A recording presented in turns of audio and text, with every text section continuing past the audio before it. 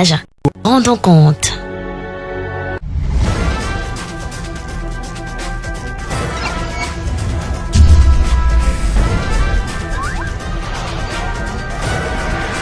Equinox Télévision, au-delà de l'image, nous rendons compte.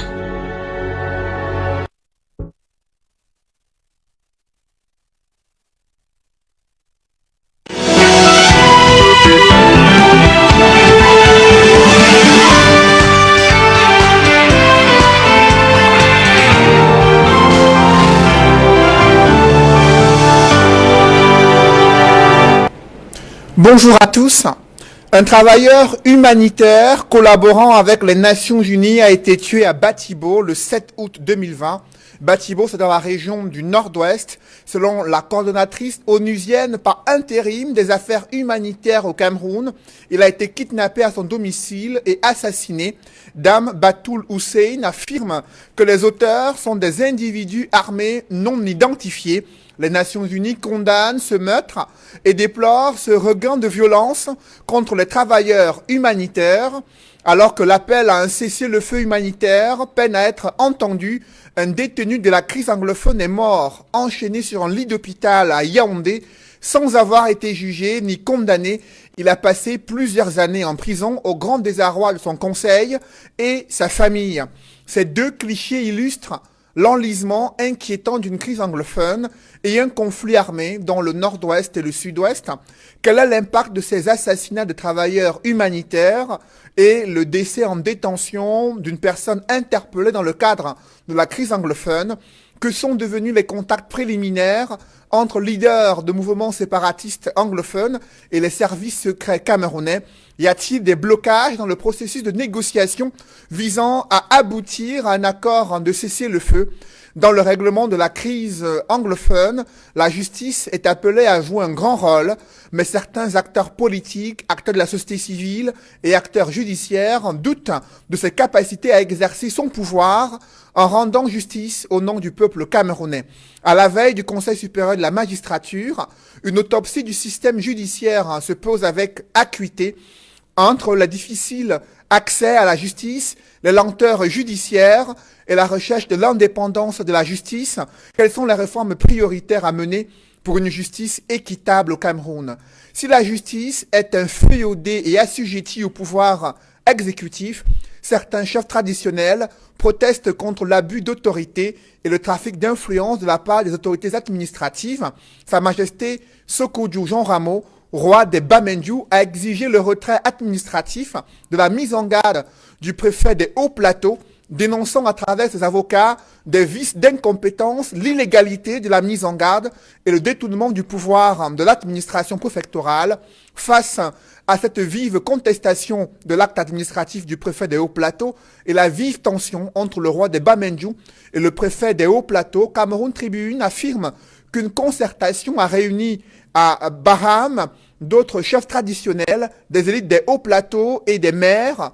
Le secrétaire général du comité central du RDPC, Jean Kueté, et le professeur Luc Signoun, conseiller spécial à la présidente de la République, ont pris part à cette rencontre.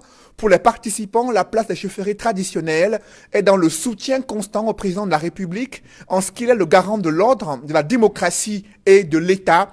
À la lumière de ces concertations qui se sont faites en présence des barons politiques du RDPC, les chefferies traditionnelles sont-elles des valets du pouvoir exécutif ou des relais d'influence politique? La question des investissements dans le secteur agroalimentaire a également suscité un vif débat au Cameroun, notamment sur les concessions des terres arables qui sont octroyées aux acteurs économiques nationaux engagés dans la transformation industrielle.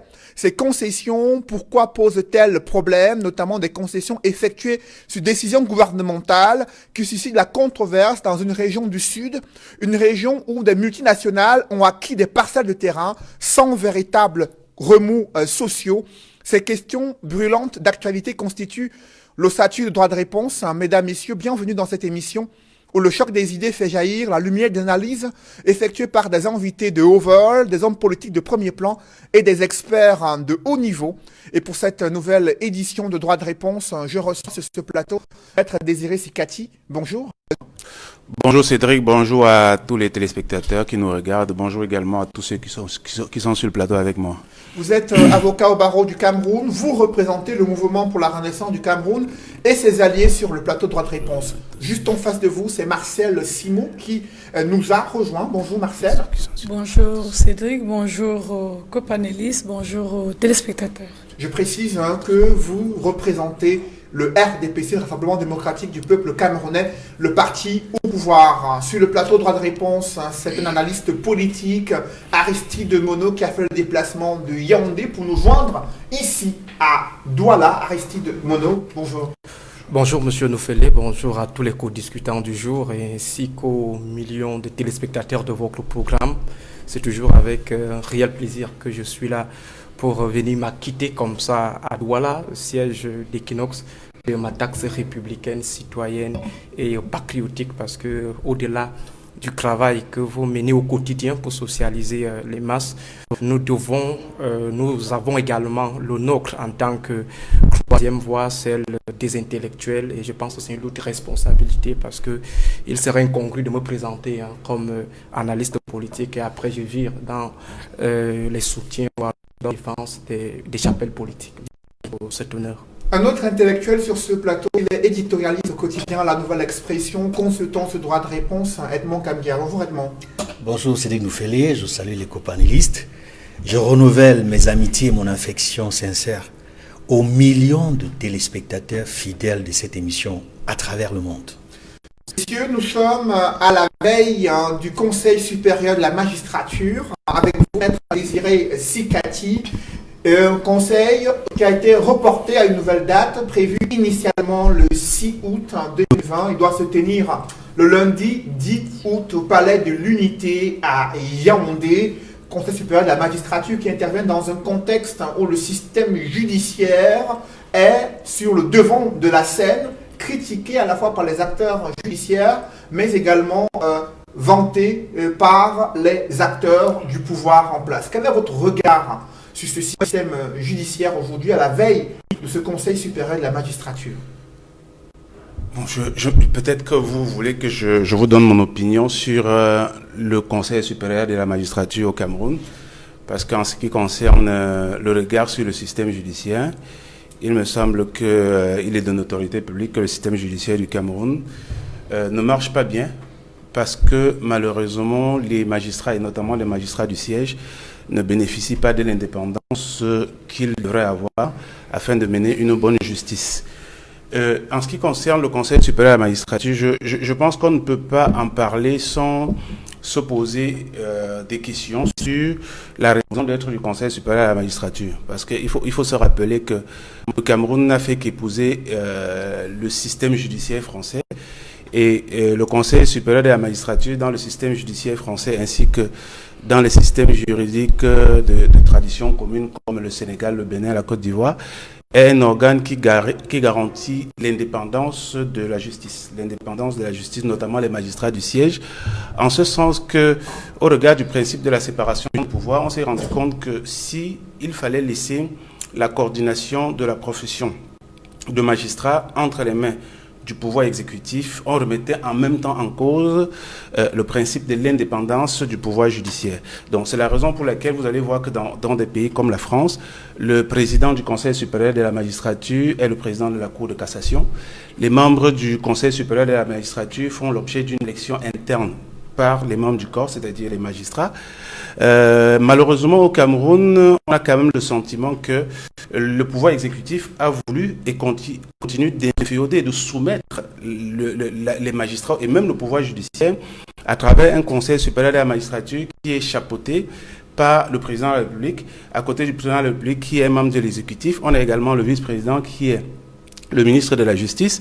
Lorsque vous regardez même les règles de nomination des autres membres du Conseil supérieur de la magistrature, c'est le président de la République qui les nomme par décret. D'ailleurs, vous avez souvenance qu'il y a de cela quelque temps, le président de la République a nommé un certain nombre de membres du Conseil supérieur de la magistrature. Et même les membres qui sont nommés, qui viennent de l'Assemblée nationale, parce qu'au sein du Conseil supérieur de la magistrature, on a également des membres qui viennent, qui représentent l'Assemblée nationale. La loi prévoit que ces membres-là doivent faire l'objet d'une élection interne. Ça veut dire que les députés doivent les élire au terme d'un scrutin secret.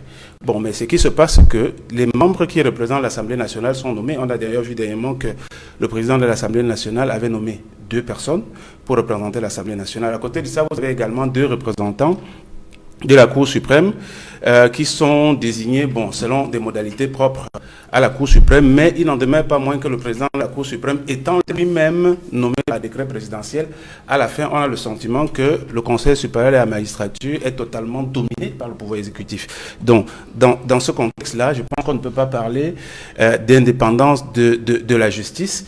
Et forcément, notre justice est rentrée dans une ère de politisation. On a d'ailleurs vu des cas d'espèce à travers la crise socio-politique qui est née après l'élection présidentielle d'octobre 2018, où moi, je peux vous le dire avec une certaine certitude, parce que je suis intervenu comme avocat pour le compte d'un certain nombre de mes camarades qui étaient embastillés injustement. Je peux vous dire avec certitude que les magistrats qui ont eu la charge de ces dossiers de détenus politiques n'ont pas bénéficié de l'indépendance qu'ils devraient avoir pour juger ce genre d'affaires. Donc, Quels sont les éléments qui vous permettent d'étayer un tel argumentaire sur le manque d'indépendance des magistrats concernant l'arrestation de certains militants du mouvement pour la renaissance du Cameroun? Déjà, quand vous voyez que le rythme de la justice pour le jugement de ces affaires-là est différent du rythme habituel. Ça veut dire que vous avez des affaires qui traînent en longueur parce qu'elles sont renvoyées régulièrement. Et en général, le magistrat qui renvoie l'affaire, il y a des choses que je ne peux pas dire ici parce que je ne veux pas donner l'impression de dénoncer des gens. Mais ce qui est certain, c'est que quand on est avocat pratiquant, comme je le suis, et comme beaucoup de mes confrères le sont aussi, je pense qu'on est en mesure de savoir quand est-ce que le juge est embrigadé par le système politique. On est en mesure de le savoir. Par exemple, vous arrivez à l'audience et vous vous rendez compte que le magistrat, chaque fois qu'il y a des questions fondamentales de procédure qui sont présentées dans l'intérêt des partis qui sont poursuivis, je vais parler de ces détenus politiques-là, vous avez des magistrats qui sont capables de suspendre l'audience 2, 3, 4, 5 fois. Ça, je l'ai vécu, je ne raconte pas des histoires, tout simplement parce qu'il faut aller demander la conduite à tenir. Donc, je pense qu'on est là dans un cas de figure. Et puis même, on a un cas où un magistrat a rendu une décision condamnant certains de mes camarades politiques à une peine qui est au-dessus du minimum prévu par la loi. Donc je pense qu'un magistrat les magistrats qui bénéficient d'une formation idoine ne peuvent pas se tromper sur le quantum de la peine à appliquer lorsqu'elle est prévue par une loi dont il dit un exemplaire. Voilà, donc il y a plusieurs cas comme ça. Si vous vous rapprochez, vous faites une enquête du système judiciaire camerounais, vous verrez très bien que les détenus politiques de l'opposition font l'objet d'un traitement inéquitable dans le processus de jugement de leurs affaires. Donc, pour revenir au Conseil supérieur de la magistrature, je dirais qu'en fait, il ne faudrait pas qu'on se comporte comme si c'était le premier cas d'espèce. Le Conseil supérieur de la magistrature s'est déjà réuni plus d'une fois au Cameroun, mais je n'ai pas le sentiment que l'environnement de la justice camerounaise s'est amélioré en ce qui concerne, par exemple, la qualité de la justice qui est rendue, l'indépendance de la magistrature. On en parlera justement quand il y a ce système judiciaire au Cameroun, à la veille du Conseil supérieur de la magistrature, il y a des cas illustratifs de nombreux dysfonctionnements qui remettent en question même le fonctionnement de la justice au Cameroun. Quels sont ces différents cas et quelle est votre analyse à ce propos? D'abord, je dois introduire mon propos par un excellent ouvrage du bâtonnier Charles Tchungan, intitulé « De l'impossible justice au Cameroun », où il fait pratiquement le bilan et questionne la façon dont la justice est administrée au Cameroun, fait des dénonciations, mais aussi fait des propositions pour l'amélioration de la justice au Cameroun. Je parle de l'ancien bâtonnier Charles Tchungan, qui est avocat, qui a une belle expérience dans l'avocature et dont l'ouvrage, je le conseille vivement, pas seulement aux avocats, mais également à toute personne, à tout justiciable, pour mieux comprendre le fonctionnement de la justice au Cameroun. Et quand je l'ai dit, revenons sur quelques cas qui montrent que la situation n'est pas du tout bonne dans l'administration de la justice au Cameroun. Il y en a beaucoup, il y a beaucoup de cas, mais on ne va pas revenir sur tous ces cas-là. Je commencerai par des cas où il y a un problème d'appropriation de la loi, notamment de la domestication du code de procédure pénale par les officiers de police judiciaire. Vous savez, la plupart de nos unités de police gendarmerie ont ce défaut au niveau de certains responsables de ne pas vivre ce qu'on appelle la réalité du code de procédure pénale. Elle n'est pas du tout appliquée aujourd'hui encore, malgré toutes ces années où il y a eu des campagnes de sensibilisation. Et les avocats, notamment les auxiliaires de la justice en général, et les avocats en particulier, en pâtissent. C'est-à-dire, beaucoup d'avocats sont constamment violentés par des responsables dans les unités de police et de gendarmerie, en violation du code pénal. Ils ne peuvent pas rencontrer leurs clients quand ils le désirent. Et si les avocats subissent autant de violence, en violation du code de procédure pénale, non seulement les avocats, mais également leurs clients, parce qu'il est prévu qu'on ne peut pas entendre un justiciable en l'absence de son avocat. En l'absence, lorsqu'il est déjà dans les locaux de la police et de la gendarmerie, il a la possibilité de faire appel non seulement à son avocat, mais également à un membre de sa famille. Il y a dans beaucoup d'unités de police et de gendarmerie des responsables qui estiment qu'ils ne peuvent pas, ils ne sont pas obligés d'appliquer la loi. Ça, c'est quelques failles. D'abord au niveau de l'application de la loi. Maintenant, lorsque les personnes sont interpellées et se retrouvent écrouées en prison, ils sont en détention provisoire. Nous avons des cas où la détention provisoire s'étend d'année en année, 5 ans, 10 ans. La personne n'est jamais appelée au tribunal, n'a jamais été jugée. Et lorsqu'elle commence à être jugée, c'est pour des cas dont le quantum de la peine est au-delà du temps que la personne a passé en détention provisoire. Je prendrai un cas comme celui de notre confrère lanceur d'alerte, Paul Touta. Il est dans une affaire de diffamation où le quantum de la peine est de 6 mois. Mais l'intéressé a fait déjà près d'1 an. Écroué, il est en détention.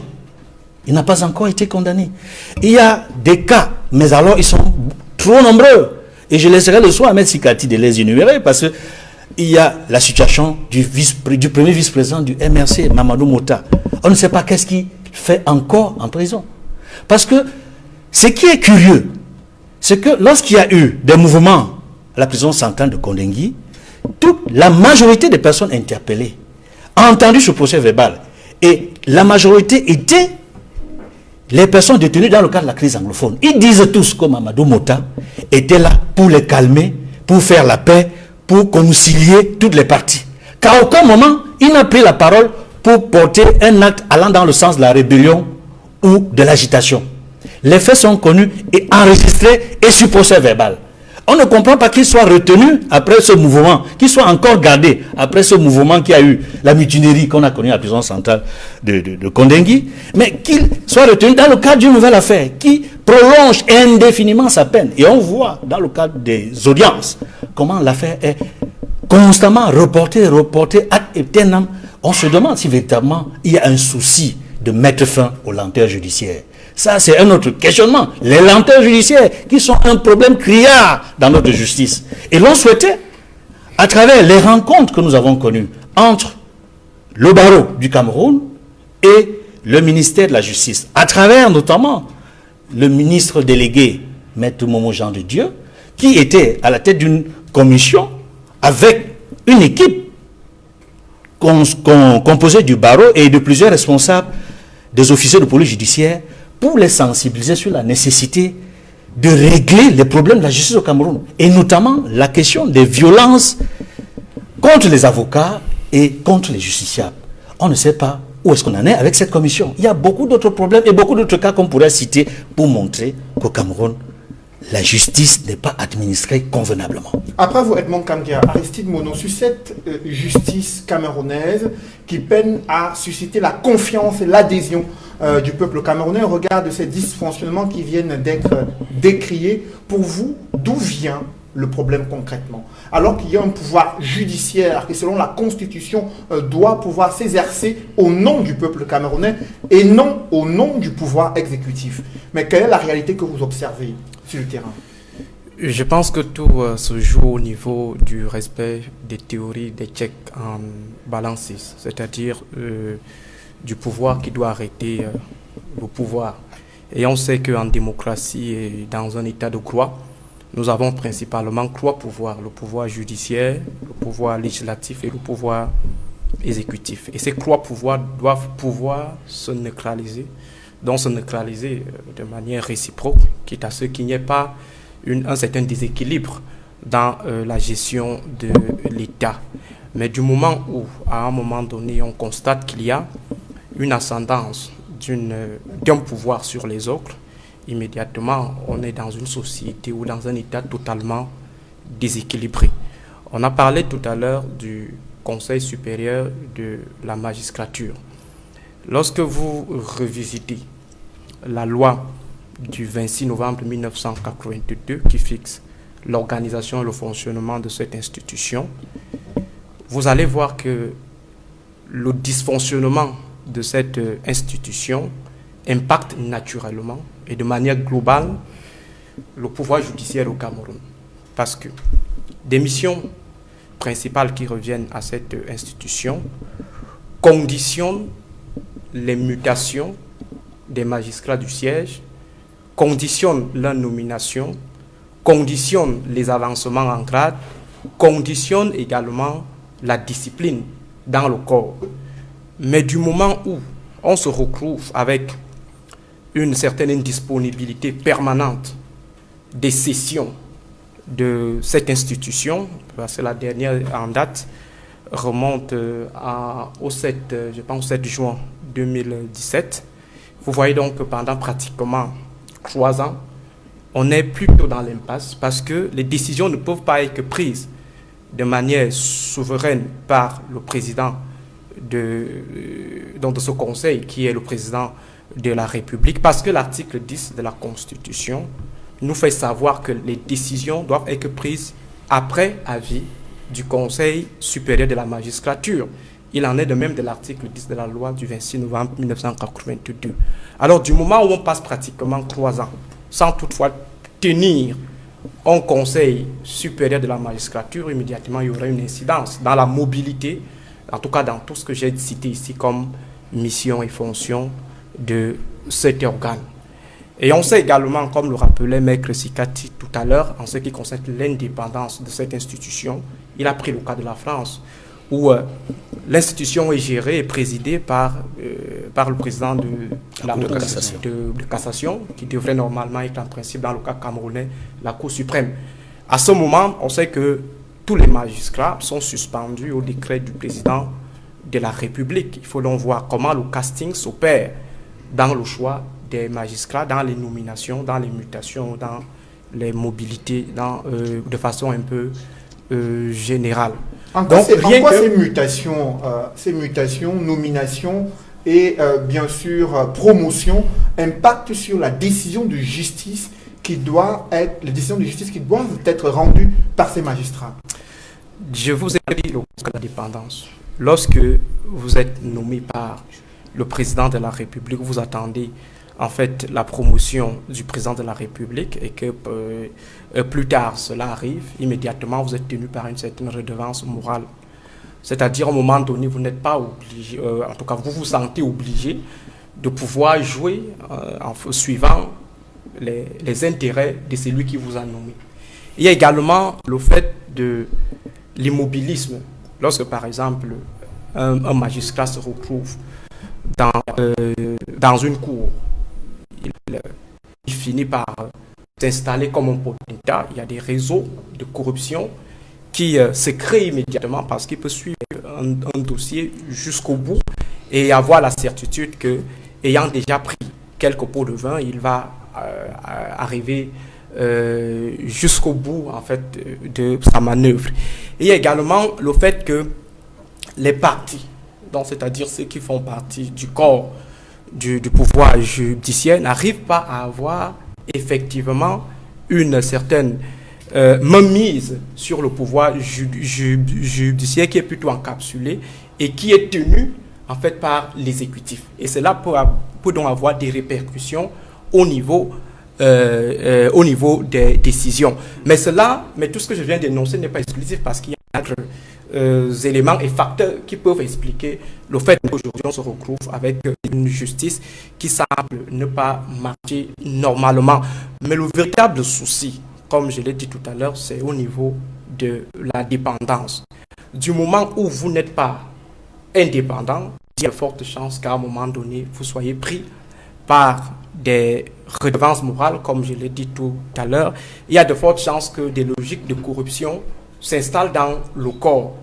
Maintenant, de manière générale, lorsque vous regardez le fonctionnement de ce conseil, vous regardez également le fonctionnement d'autres institutions, vous allez rendre compte que nous sommes pratiquement dans un présidentialisme monarchique.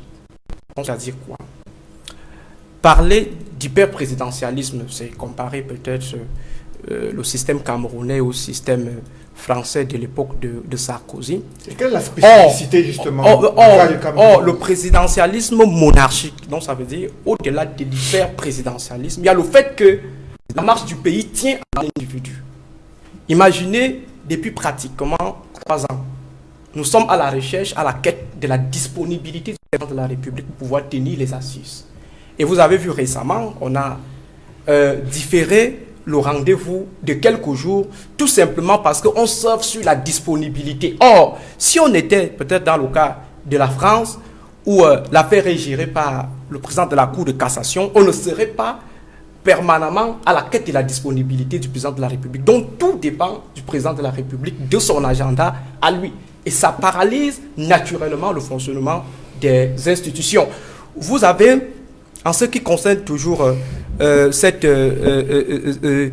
présidentialisme monarchique, vous avez le cas du Conseil constitutionnel. Est-ce que vous vous souvenez de la modification de 2008 qui retire l'indépendance à cette institution, du fait qu'à un moment donné, on a pensé que les 9 ans de l'article, je pense 51 de la Constitution, qui étaient donnés à chaque mandat de 9 ans, oui. Et ce mandat n'était pas renouvelable. Donc ça faisait en sorte que, en amont, on limitait toute posture à plat banquiste ou alors toute posture clientéliste, c'est-à-dire des gens ne pouvaient pas facilement se mettre dans une position de cooptation éternelle. Or, avec la modification, on a réduit le mandat et on a mis la possibilité du renouvellement donc, de ce mandat. Ça fait en sorte qu'à un moment donné, chacun va se battre pour contenter celui qui renouvelle. Donc je pense qu'il y a assez de choses à dire au sujet de la dépendance de la justice, en tout cas de toutes les institutions, au président de la République. Je ne vais pas parler de la présidence, parce que là on pourra peut-être être dans l'hyper-présidentialisme. On est plutôt dans le présidentialisme monarchique. Après vous, Aristide Mono, Marcel Simon, ce présidentialisme monarchique qui paralyse la justice camerounaise, selon l'analyse qui vient d'être faite, pourquoi un tel fonctionnement alors que de nombreux Camerounais croupissent dans les prisons sans avoir été jugés, sans avoir été condamnés depuis de nombreuses années? Cédric, désolé, permettez-moi, c'est son thème, parce que je ne suis déjà pas d'accord dans cette posture. Parce qu'à l'entendre parler, j'ai l'impression qu'il remet en cause ou alors renie naturellement la division des pouvoirs, selon la Constitution, l'exécutif qu'il a très bien suscité tout à l'heure, l'exécutif, le judiciaire et les différents pouvoirs que nous avons au Cameroun qui sont extrêmement séparés, totalement séparés. Quels sont les éléments pour vous qui permettent de justifier la séparation des pouvoirs au Cameroun? Des cas qui pourraient être opposés à ceux qui viennent d'être Oui, donnés. avant d'aller dans des cas, je voudrais quand même qu'ils reconnaissent ces 3 éléments, cette séparation selon les textes de la Constitution, et qu'à un moment qu'on admette quand même la capacité du chef de l'État qui possède le pouvoir exécutif de pouvoir être comme le régulateur de la dernière minute des différentes situations possibles. Lorsqu'on revient au Conseil supérieur de la magistrature, on ne peut pas se mettre à discuter, à échanger, sans toutefois signaler les innovations qui ont été apportées dans les récentes nominations. Par exemple, on a des députés de partis d'opposition qui ont rejoint l'organe. On a du sang neuf, pratiquement neuf, qui ont rejoint les députés pratiquement renouvelés, qui se sont ajoutés à la partie pour pouvoir assurer cette fonction-là. Moi, j'aurais encore aimé, j'aurais souhaité qu'on insiste, par exemple, comme l'a dit Edmond, sur la lenteur administrative au Cameroun. D'accord, là, on va comprendre. Judiciaire, merci. On va comprendre à ce niveau-là. Et ce qui nous amène parfois à nous rendre compte qu'on trouve des présumés coupables qui se retrouvent dans des geôles des prisons pendant des mois et des mois et des mois, tout simplement parce que les choses n'accélèrent pas aussi rapidement. Mais les acteurs ici présents posent le problème de la politisation de la justice au service du pouvoir exécutif, au service du RDPC. Non, je ne suis pas d'avis avec cette théorie parce que développer cette théorie va traduire simplement de la mauvaise foi. Moi, j'ai entendu avec beaucoup d'attention le maître lorsqu'il parlait de ses clients, c'est comme ça qu'on les appelle, de ses clients qui sentent les membres de son parti par rapport à une affaire judiciaire et tout de suite, vous allez voir que ça remet en cause la position de juge et partie en même temps.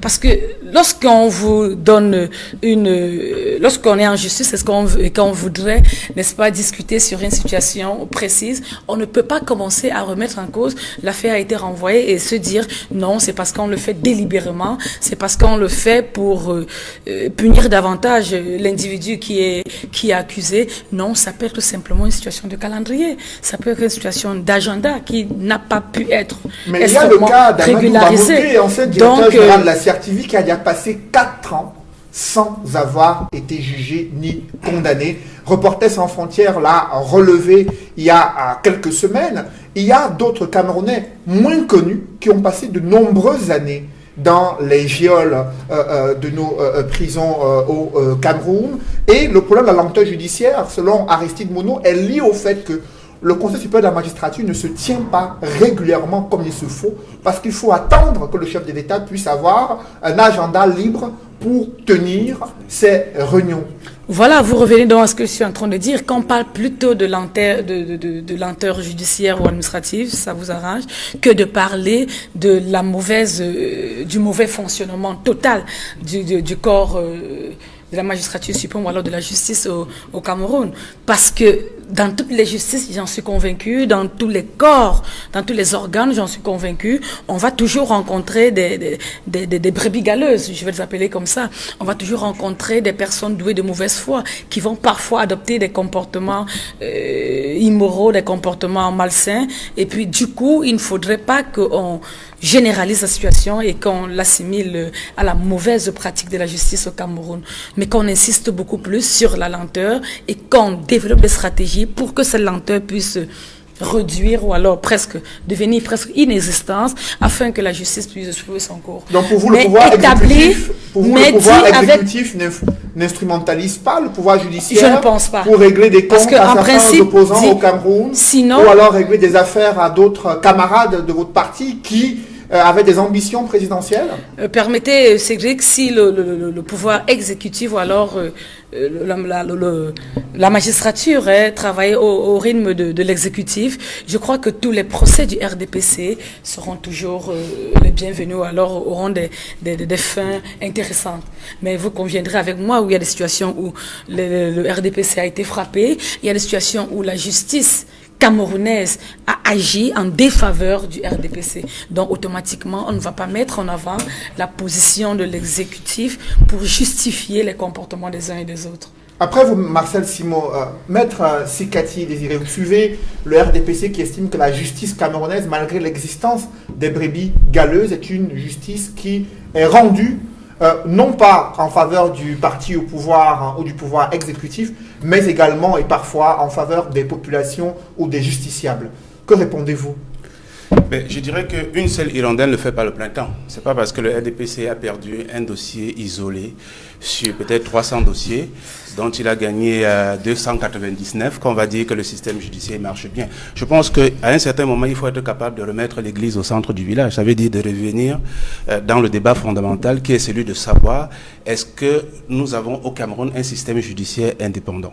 Il faut déjà rappeler que lorsqu'on parle des 3 pouvoirs qui dirigent un État, c'est-à-dire le pouvoir législatif, le pouvoir judiciaire et le pouvoir exécutif, il faut comprendre comprendre qu'il ne doit pas avoir une adversité entre les pouvoirs, c'est une complémentarité. Parce que vous avez le pouvoir le pouvoir législatif qui vote les lois, le pouvoir exécutif qui exécute les lois, qui exécute les lois, et vous avez le pouvoir judiciaire qui sanctionne ceux qui violent les lois.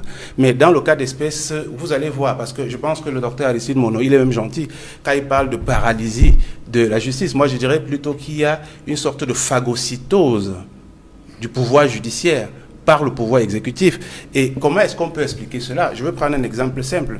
Si on a au Cameroun un pouvoir judiciaire qui est totalement indépendant, parce qu'il faut déjà comprendre que la carrière des magistrats est gérée par le Conseil supérieur de la magistrature. Donc, dans des pays comme la France, lorsque vous avez un Conseil supérieur de la magistrature qui est totalement dirigé par des magistrats, ça veut dire que le critère pour l'avancement, pour la promotion au sein de la magistrature, c'est la qualité du service judiciaire rendu. Donc vous allez voir qu'en général, les magistrats dont les décisions sont le moins infirmées par les juridictions supérieures, c'est ceux qui connaissent les meilleures promotions. Vous allez voir également que pour ce qui est des magistrats du parquet, ceux qui ont des bonnes notes de leur chef hiérarchique, c'est eux qui connaissent les meilleures promotions. Bon, maintenant, il s'avère que dans notre système, le pouvoir exécutif a compris que si jamais on a un corps de magistrats totalement indépendant, comme la justice le veut, eh bien, on va se retrouver dans des cas de figure où lorsqu'un préfet refuse, par exemple, au MRC, d'organiser une manifestation publique, le juge administratif dit, monsieur le préfet, vous n'avez pas raison d'interdire cela. Le juge administratif annule la décision d'interdiction. On va se retrouver dans un cas de figure où lorsque Mamadou Mota, Amadou Valmouké, qui sont l'objet de procès politiques, sont séquestrés judiciairement à la demande de certains pontes du régime, mais on aura des magistrats qui vous diront, parce qu'ils ne risquent rien dans le cours de leur carrière, qui vous diront, non, monsieur Mamadou Mota, son dossier est prêt à être jugé, il peut être jugé maintenant. Pareil pour Vamolke. Mais vous allez voir que tous les dossiers qui ont un relent politique bénéficient d'un traitement qui dure en longueur. Je dirais même, la procédure de traitement sur le temps correspond pratiquement au pas d'une tortue. Voilà, donc, il faut quand même, à un certain moment, se dire que si nous voulons faire évoluer nos institutions, il faut souvent se dire des vérités. Notre système judiciaire est un système qui est embrigadé par le pouvoir exécutif. Et les gens doivent comprendre. Vous avez posé tout à l'heure la question à Aristide Monod, pourquoi est-ce que certains magistrats se sentiraient en fait embrigadés par le pouvoir exécutif? Eh bien, c'est parce que c'est le pouvoir exécutif qui tient leur carrière. Eh bien, c'est ça, c'est le pouvoir exécutif qui tient leur carrière. Ça veut dire que demain, le Conseil supérieur de la magistrature va siéger. Madame Simon vous parle de deux membres de l'opposition qui, d'ailleurs, ils sont suppléants. Ça veut dire qu'ils n'ont même pas vocation à siéger au Conseil supérieur de la magistrature. Ils ne siégeront que s'il y a un membre titulaire qui est malade ou bien qui est désormais indisponible. Alors pour vous, c'est négligeable? Vous estimez que c'est négligeable? Oui, c'est négligeable. Et même s'ils avaient été présents, je dis même s'il y avait des représentants de partis d'opposition, même je prends s'il y avait un représentant du MRC, je dis même s'il y avait un militant du MRC. Malheureusement, allez aux élections et vous iriez. Madame, allez aux élections et vous iriez.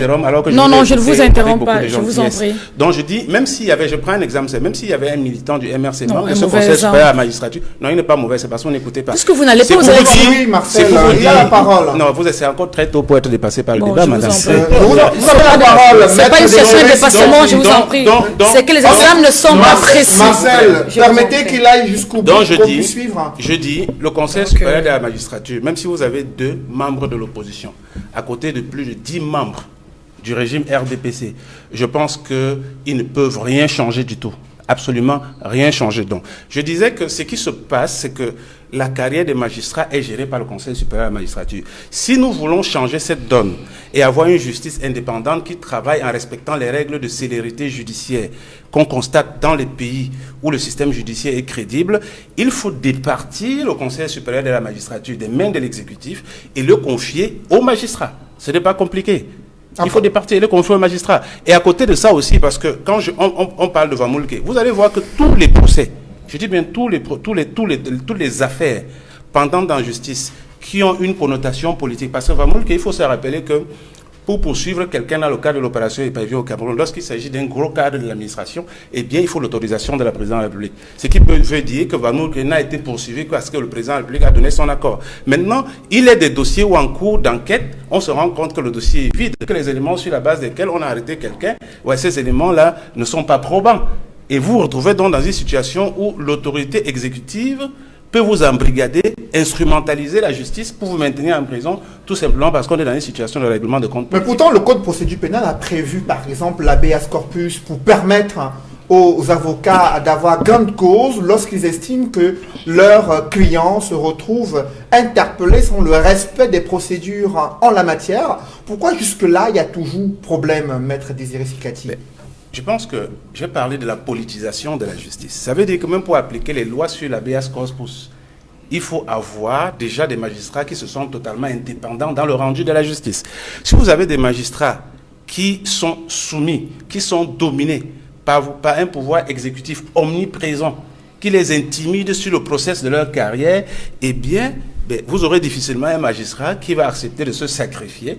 Parce que se sacrifier signifie dire non au pouvoir exécutif. Ça veut dire, par exemple, que lorsque Maba Numbuta, il est détenu et que son procès est renvoyé sempiternellement, il faut être un magistrat courageux pour dire à un certain moment, le principe de la présomption d'innocence commande aussi que le temps de jugement des affaires soit ne soit pas trop long. Voilà, donc, maintenant, vous savez, comme dans tous les corps de métier, parce que vous avez, que ce soit la magistrature, chez nous-mêmes les avocats, et même chez vous les journalistes, vous allez avoir des gens qui ne sont pas capables d'affronter l'adversité, qui vont accepter de se conformer, même s'ils ne sont pas contents.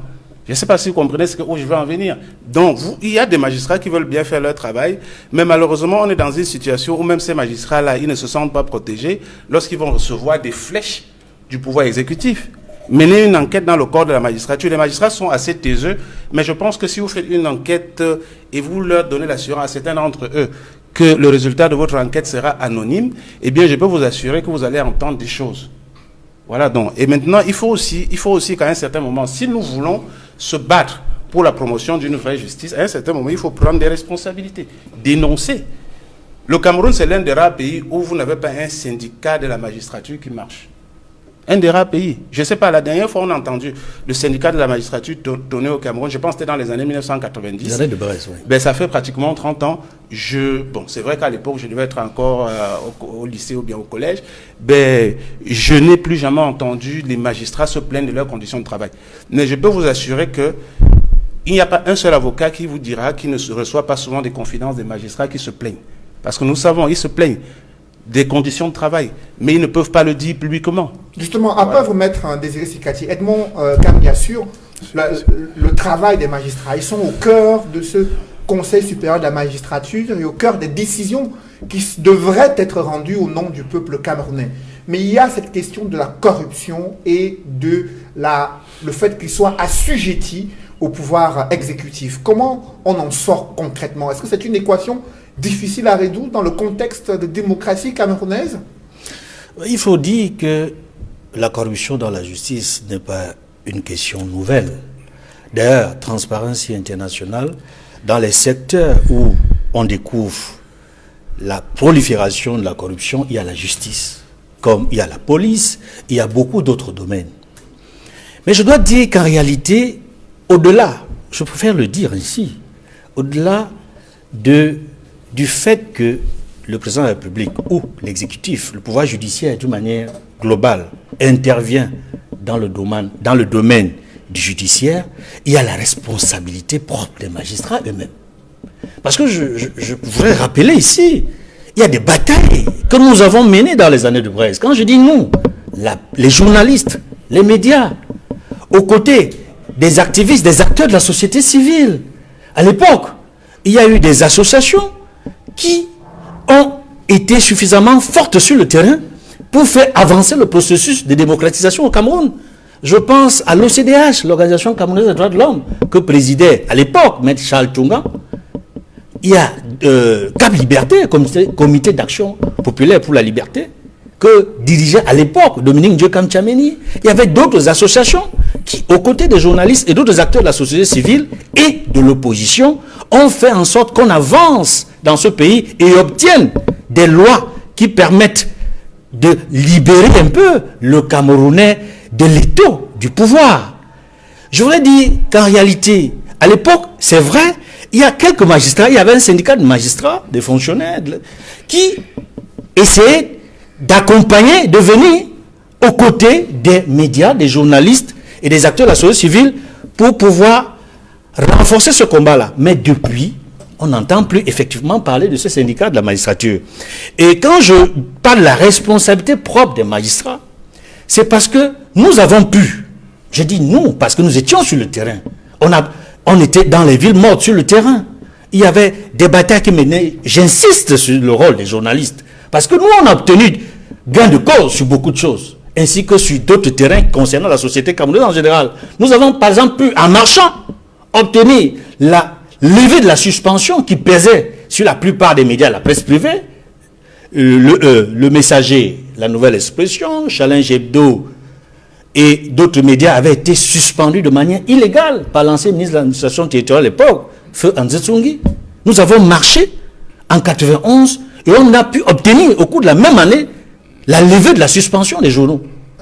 Et on a pu obtenir l'abolition de la censure le 4 janvier 1996, avant l'adoption et la promulgation de la Constitution qui permet, et j'insiste là-dessus, qui permet à la justice, qui n'était qu'une autorité dans l'ancienne Constitution de 72, à devenir de manière affirmative et singulière, le 18 janvier 1996, un pouvoir judiciaire. Le pouvoir judiciaire n'existait pas. Quelle est la différence? On s'est battu pour qu'il y ait un pouvoir judiciaire. Quelle est la différence entre autorité et pouvoir judiciaire, pour que les Camerounais puissent mieux comprendre la mutation qui a été faite dans la Constitution de 1996? À l'époque, avec l'autorité judiciaire, c'est le pouvoir exécutif pouvait faire ce qu'il est en train de faire aujourd'hui. C'est-à-dire, il intervient à tout moment pour instrumentaliser la justice. Et là-bas, et dans ce contexte d'autoritarisme institué, cela paraissait normal. Parce que ce n'était qu'une autorité, ce n'était pas un pouvoir. Parce que le pouvoir, c'est un cran au-dessus de l'autorité. C'est un cran au-dessus de l'autorité. C'est pour cela qu'on précise, dans la Constitution du 18 janvier 1996, pouvoir judiciaire. Et on dit, et c'est écrit, la justice est rendue au nom du peuple camerounais et la justice est un pouvoir indépendant. Et le caractère indépendant du pouvoir judiciaire était censé amener les magistrats, les acteurs de la justice d'une manière globale, magistrats et auxiliaires de la justice, à travailler pour renforcer cette indépendance. Mais on se rend compte que ceux qui sont le plus à même à renforcer ce pouvoir judiciaire, les magistrats, ce sont eux qui, dans la plupart des cas, parce qu'ils ne pensent qu'à leur carrière, sont zélés. Beaucoup sont du RDPC, ils sont libres d'appartenir à un parti politique, notamment le parti au pouvoir. Il y en a qui sont proches de l'opposition ou de la société civile. Mais je dis qu'une bonne partie de ces responsabilités, ce sont beaucoup de ces magistrats-là qui ne s'approprient pas ce pouvoir et rendent la justice au nom du peuple camerounais. Quand nous avons parlé tout à l'heure des lenteurs judiciaires, j'ajouterai la justice à tête chercheuse, encouragée et entretenue par beaucoup de magistrats qui refusent de dire le droit, aussi bien dans les contentieux électoraux que dans des affaires concernant les justiciables. Il y a beaucoup, et c'est pour cela que la plupart des décisions sont le plus souvent réformées. L'administration l'a prévu, le judiciaire l'a prévu. Quand vous n'êtes pas d'accord dans une affaire qui est rendue, vous pouvez faire appel. Mais on se rend compte que la plupart des affaires qui doivent être réformées en appel ou à la Cour suprême, c'est parce que très souvent, au niveau de la première instance, au niveau de la première juridiction, le juge n'a pas dit le droit. Or, si les magistrats n'étaient pas corrompus ou étaient moins corrompus et disaient le droit, je pense qu'ils seraient plus indépendants. Ils auraient ce pouvoir indépendant là qu'ils n'ont pas. Après vous, Edmond Kamdia, Aristide Mono, sur les réformes qui ont été faites dans les textes, il y a ce pouvoir judiciaire qui est conféré par la Constitution camerounaise.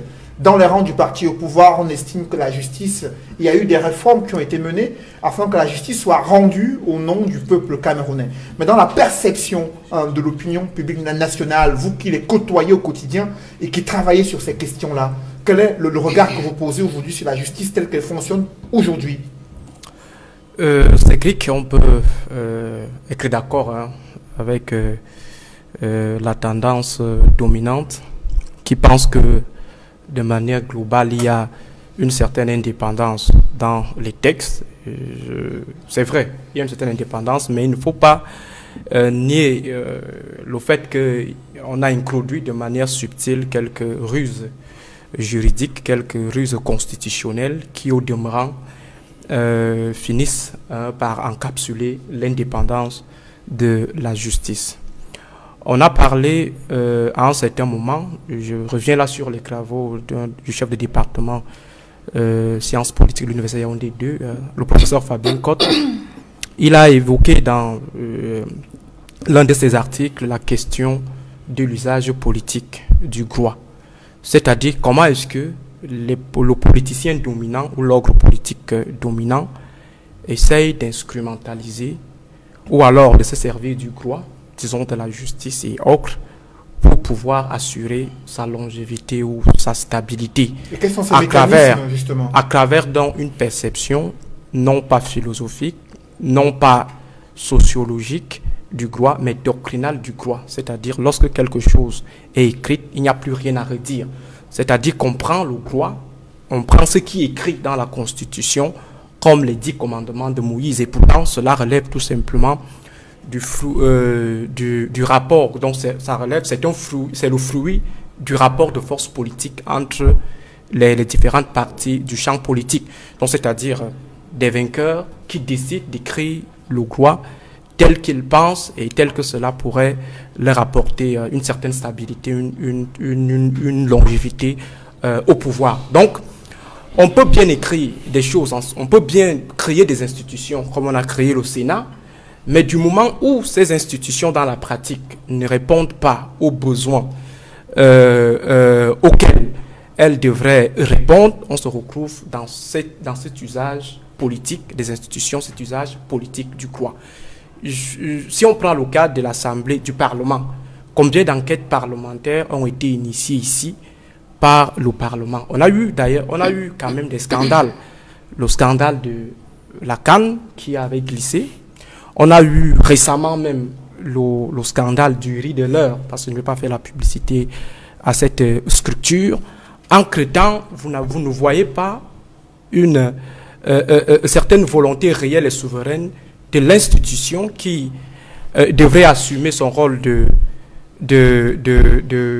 l'un des trois pouvoirs, se lever pour mettre en difficulté l'exécutif à travers ces enquêtes et des questions orales au niveau de l'Assemblée. J'ai pris le cas tout à l'heure du Conseil constitutionnel dont les mandats ont été revus tout simplement parce qu'on veut tenir les conseillers constitutionnels. Et aujourd'hui, vous avez le cas du Conseil supérieur de la magistrature où tout est chapeauté par le président de la République. Et il faut dire qu'en fait, lorsqu'on parle de l'exécutif ici, c'est de façon péjorative et abusive d'ailleurs. On devrait parler de quoi concrètement ? On devrait parler plutôt des apparatchiks de l'État du Cameroun. C'est-à-dire ce que le professeur Mouche appelle de manière triviale les big men du pays, qui forment en fait un clan avec pour seul objectif la longévité au pouvoir. C'est en fait ces individus, parce que lorsqu'on parle du pouvoir exécutif, c'est comme si l'organe en lui-même avait des prétentions de domination. Non, c'est plutôt le clan qui pense à un moment donné qu'il faut contrôler pratiquement toutes les institutions du pays, y compris les institutions basiques, civiles, comme par exemple des associations, vous avez des associations des Bayam Selam, des associations des taximen moto, qui à chaque instant sont phagocytés par ces big men qui estiment qu'il ne faut pas laisser cette chose-là entre les mains peut-être de certains opposants. Il faut donc contrôler pratiquement toutes ces structures qui font donc en sorte que à un moment donné, on puise à gauche, on puise à droite pour renforcer le leadership présidentiel. Donc, c'est en fait des individus qui décident de se faire une certaine stabilité. Et cette stabilité est liée au fait que l'État est considéré comme quelque chose qui leur donne des rentes. Et on fait donc tout et pour tout pour contrôler pratiquement tous les pouvoirs. Parce que si on dit par exemple que c'est l'exécutif qui phagocyte la justice, mais imaginons un seul instant, le poids d'un Kaba Yeke Djibril sur une décision de justice. Imaginons le poids de M. Amadou Ali. Imaginons le poids de M. Yebe Aïssi. Je vais vous rappeler une chose. L'année passée, il y a eu ce qu'on appelait un mémorandum des jeunes de la Leki. Et dans ce texte, on pouvait lire que les élites de la Leki ont promis l'entrée à l'ENAM. Et l'ENAM, c'est l'école qui forme les magistrats. Donc, les élites ont promis l'entrée à l'ENAM aux jeunes et en retour, ils n'ont pas obtenu ce qui avait été promis. Imaginons un seul instant que ces jeunes aient été cooptés.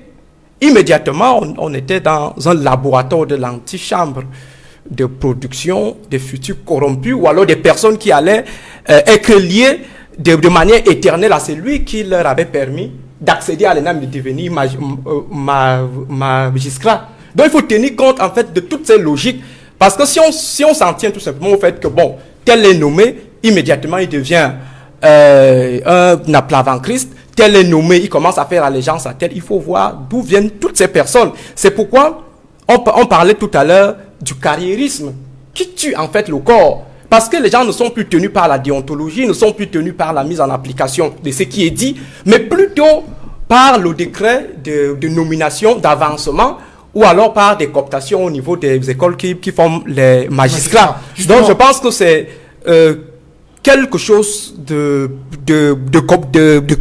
complexe qu'on ne peut pas vider comme ça au cours d'une seule émission. Après ce diagnostic, Marcel Simon, il vient d'établir le fait qu'il y a des barons du régime Biya qui manœuvrent dans l'ombre pour positionner leurs filleuls ou alors des personnes qui leur seront redevables au sein de la magistrature afin de maintenir le système à la tête du Cameroun, des méthodes qui sont contraires aux valeurs qui existent dans la constitution du Cameroun. Pourquoi de telles méthodes? C'est dommage, Cédric, parce que derrière les méthodes et valeurs de la constitution, il y a des valeurs morales. Je ne peux pas avaler l'idée selon laquelle on veut justifier les comportements déviants par rapport aux histoires de carrière et de positionnement. Où est la personnalité? Où est la valeur morale de l'individu? Il a fait mention des comportements de certains à ce niveau-là. Donc je ne peux pas avaler cette hypothèse-là sous prétexte que simplement on voudrait absolument gravir les échelons et du coup on décide délibérément de se comporter n'importe comment. Permettez-moi de souligner de dire quelque chose à Maicle, parce que à ce que je sache, Maicle est au barreau du Cameroun et il sera très d'accord avec moi que tous les avocats ne sont pas au barreau du Cameroun. Donc, il y a des valeurs au Cameroun que l'on respecte encore. Il y a un minimum de justice. Je vous en prie. Il y a un minimum de justice. Non, tous les avocats du Cameroun sont inscrits au barreau du Cameroun. Voilà. Ça, il y a un minimum, je vais arriver quelque part. Il y a un minimum de justice dans la justice camerounaise.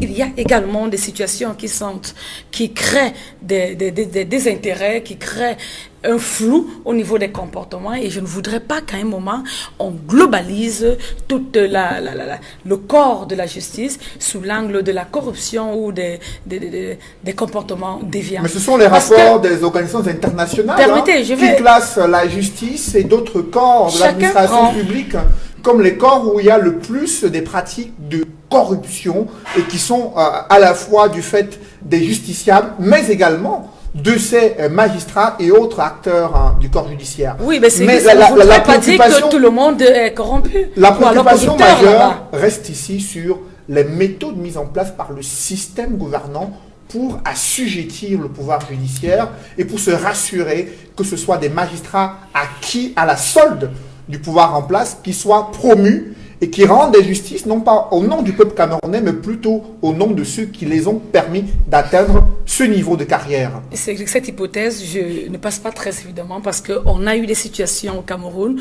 où la justice a démontré qu'elle est la cause de la population, qu'elle est là pour le peuple camerounais, qu'elle est là pour défendre les Camerounais. Qu'à un moment, des individus ne prennent pas des situations personnel pour les généraliser. Revenons un peu sur l'affaire Garbou, où le chef de l'État a fini par sanctionner des membres, des personnes de la justice camerounaise de manière très claire aux yeux de tous. Voilà au moins des preuves qui vous montrent clairement que lorsque ça ne va pas, l'exécutif peut prendre la position et assurer cette fonction de régulation finale,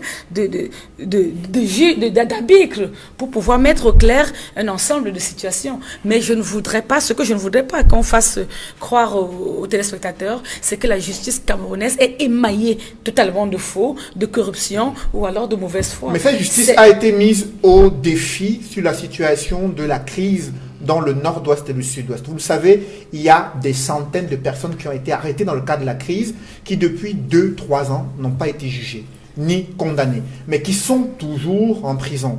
Au moment où des Camerounais souhaitent la fin de cette crise dans le nord-ouest et le sud-ouest, que fait la justice, elle qui doit aussi jouer un rôle de régulation sociale? La justice suit son cours. La justice suit son cours. Tout à l'heure, à l'entame, on a parlé et j'ai voulu qu'on insiste sur des lenteurs judiciaires. Parce que pour moi, voilà le véritable problème. La justice suit son cours et toujours vous conviendrez avec moi que c'est pas le seul. Les magistrats ont un agenda bien construit, un agenda bien chargé. Je ne voudrais pas dire qu'il y a des affaires qui sont mises en retrait sous prétexte qu'elles sont petites ou alors n'ont pas de la valeur, mais il y a un agenda qui est suivi, qui est respecté, qui à un moment donne l'impression aux uns et aux autres qu'il y a un désir personnel ou alors individuel de vouloir retarder des situations. La justice suit son cours et je crois que les actions sont en train d'être menées pour que le calme et la paix reviennent dans ces parties de manière très claire. Maintenant, pour les individus qui sont arrêtés, les motifs ont été connus. Les motifs ont été clairement identifiés. Mais ça fait plus de 3 ans que ces personnes n'ont pas été jugées. Non, n'ont pas été jugées. Elles n'ont été condamnées. Elles sont toujours, simplement a priori, en détention et cela ne respecte plus les procédures en la matière au Cameroun.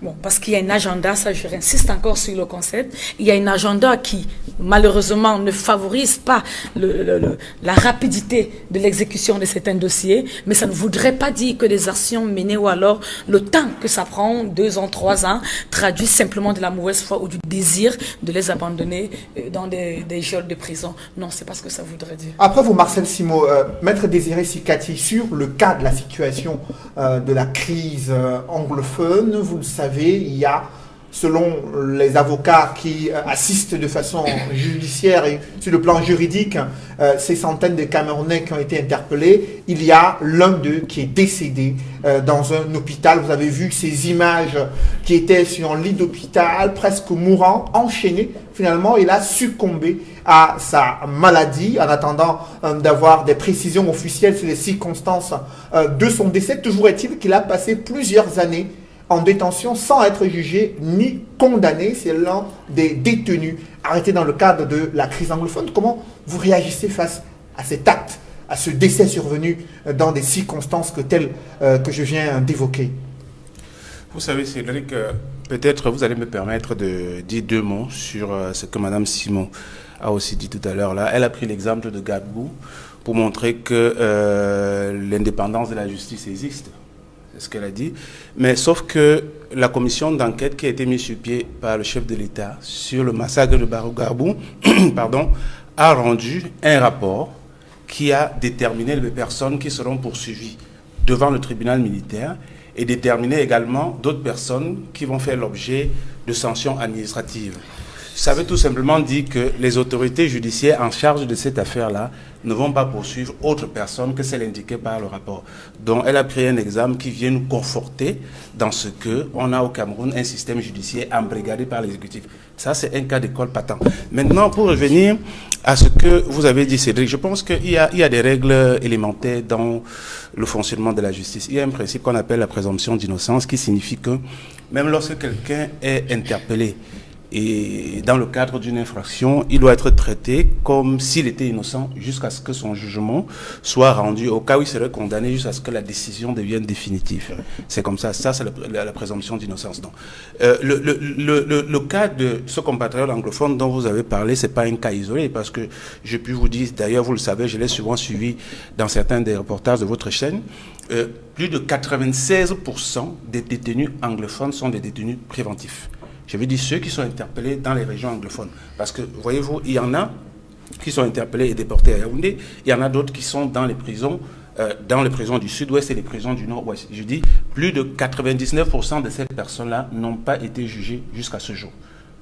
Voilà, ça vous pouvez le vérifier. Donc, et je pense que lorsque vous êtes interpellé, gardé en prison de façon permanente sans être jugé, je pense qu'au-delà du fait que vous subissez un véritable choc émotionnel, mais il y a aussi que votre état de santé doit se dégrader. Donc, j'ai l'impression que beaucoup de personnes dans la situation de ce compatriote auraient pratiquement ressenti la même chose, auraient pu finir de la même façon. Donc, et ça rejoint toujours ce que nous disions tout à l'heure, parce que j'ai l'impression aussi que Madame la représentante du RDPC a tendance à vouloir déporter le problème du dysfonctionnement de notre système judiciaire sur les magistrats. Non, c'est pas de ça qu'il s'agit.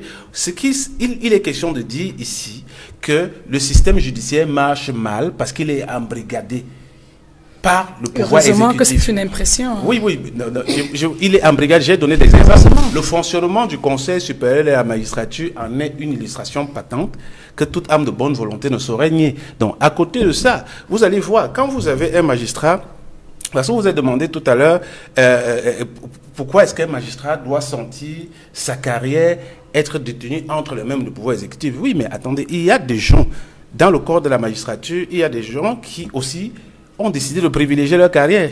On ne peut pas nier cela. Il y a des magistrats qui pensent que leur carrière est plus importante que la justice. Donc ça veut dire, si on leur dit de vous condamner, monsieur Noufélé, même si vous n'avez rien fait, et qu'ils sont sûrs qu'après votre condamnation, ils bénéficieront d'une bonne promotion, ils vont vous condamner. Malheureusement, c'est ça. Donc maintenant, la question qui se pose, c'est celle de savoir comment faire pour avoir un environnement structurel qui garantit une véritable justice. Je pense qu'il nous faut une véritable réforme. Et tel que je vois le régime de Yaoundé se comporter, cette réforme ne passera pas par ce régime. Mais qu'est-ce que vous proposez concrètement en termes de réforme? Mais en termes de réforme, déjà, il faut laisser la responsabilité du management du Conseil supérieur de la magistrature entre les mains des magistrats. Il faut que les membres du Conseil supérieur de la magistrature soient désignés par élection par le corps des magistrats. Il faut susciter auprès des magistrats la création d'un syndicat et même de plusieurs syndicats. Parce que ce qui fait l'homogénéité des corps de métier, c'est cette capacité qu'ont les membres à revendiquer leurs droits. Edmond parlait tout à l'heure des avocats. Mais attendez, aujourd'hui, on entend parler des avocats qui sont violentés et des mesures qui sont prises, engagées par le barreau pour que les personnes qui sont à l'origine de ces violences soient sanctionnées, parce que les avocats ont la possibilité d'exprimer leur frustration. Et je pense que si la possibilité est donnée aux magistrats de pouvoir revendiquer des meilleures conditions de travail à travers, par exemple, des syndicats, on aura une justice de bonne qualité. Il ne faut pas que le régime pense que l'existence d'un syndicat, par exemple, pour les magistrats, consiste seulement à dire non, dénoncer certaines choses qui ne sont pas bien, qui sont faites par le régime. Aujourd'hui, on constate, par exemple, que des magistrats sont sur le surpoids du travail. Ça veut dire que vous avez un magistrat qui, à lui seul, peut arriver à une audience avec près de 300 dossiers. Et les 300 dossiers ne sont pas les seuls qui gèrent. Moi, je pense que ça pose le problème de la politique judiciaire.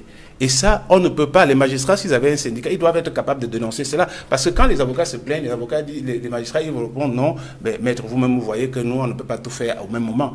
Mais sauf qu'en même temps, ceux auprès desquels ils doivent dénoncer pour revendiquer des meilleures conditions de travail, ils ne le font pas. Donc, je pense qu'il faut une véritable réforme. Et puis, nous parlions tout à l'heure de la complémentarité entre les pouvoirs. Parce qu'il ne faut pas, dans le système camerounais, M. Aristide Mono a parlé tout à l'heure c'est un système de potentat. Potentat, c'est-à-dire vous avez un pouvoir exécutif qui pense qu'il est l'émanation des autres pouvoirs. Le pouvoir exécutif au Cameroun pense que c'est lui qui fabrique le Parlement. Le pouvoir exécutif pense qu'au Cameroun, c'est lui qui fabrique le judiciaire. Alors que ce n'est pas ça. Nous devons avoir un système où le peuple est la base de tous les pouvoirs qui régulent notre société. Ça veut dire que si vous avez un Parlement, puisque aujourd'hui il est acquis que le Parlement est d'essence populaire, mais en même temps on voit très bien que au sein du RDPC, on a d'office embrigadé la volonté populaire à travers des investitures qui sont orientées et personnifiées vers des gens qui très souvent ne sont pas ceux qui ont l'onction populaire. Donc à côté de ça, quand vous prenez aussi le système judiciaire qui est contrôlé par l'exécutif, je pense qu'on ne peut pas avoir une justice qui est performante. Après vous, justement, Marcel Simon, qu'est-ce qu'on fait pour rendre la justice au nom du peuple camerounais, redonner confiance aux Camerounais pour qu'ils puissent croire que la justice qui est rendue dans les différentes juridictions soit faite après un procès équitable où les différentes preuves administrées par les différentes parties ont été prises en compte et que la justice a été rendue de façon équitable. Excusez-moi d'insister encore sur ce concept. Au Cameroun, la justice est rendue au peuple. La justice est acquise à la cause du peuple. La justice est là pour le peuple camerounais. Ça, je n'en doute point. Là, il n'y a pas d'hésitation à ce niveau. Je ne voudrais pas faire comme certains, c'est-à-dire étayer, appuyer des arguments sur la base des suppositions. Je pense qu'ils ont fait ci, ils ont fait ça. Non, ça ne nous avance vraiment en rien. Ça ne nous aidera vraiment à rien. Je suis de ceux qui pensent, et ça je le dis très clairement souvent, qu'il y a des choses à faire, mais il ne faudrait pas qu'à chaque fois, lorsqu'on a l'occasion de s'expliquer sur une question aussi pertinente comme celle-là, qu'on démontre très clairement aux yeux du public ou alors des Camerounais que tout va mal, tout est mauvais, tout n'est pas clair. Un ensemble de choses est présenté au peuple camerounais et je crois que jusqu'à maintenant, la justice camerounaise œuvre pour les Camerounais, pour le peuple camerounais et surtout pour la population.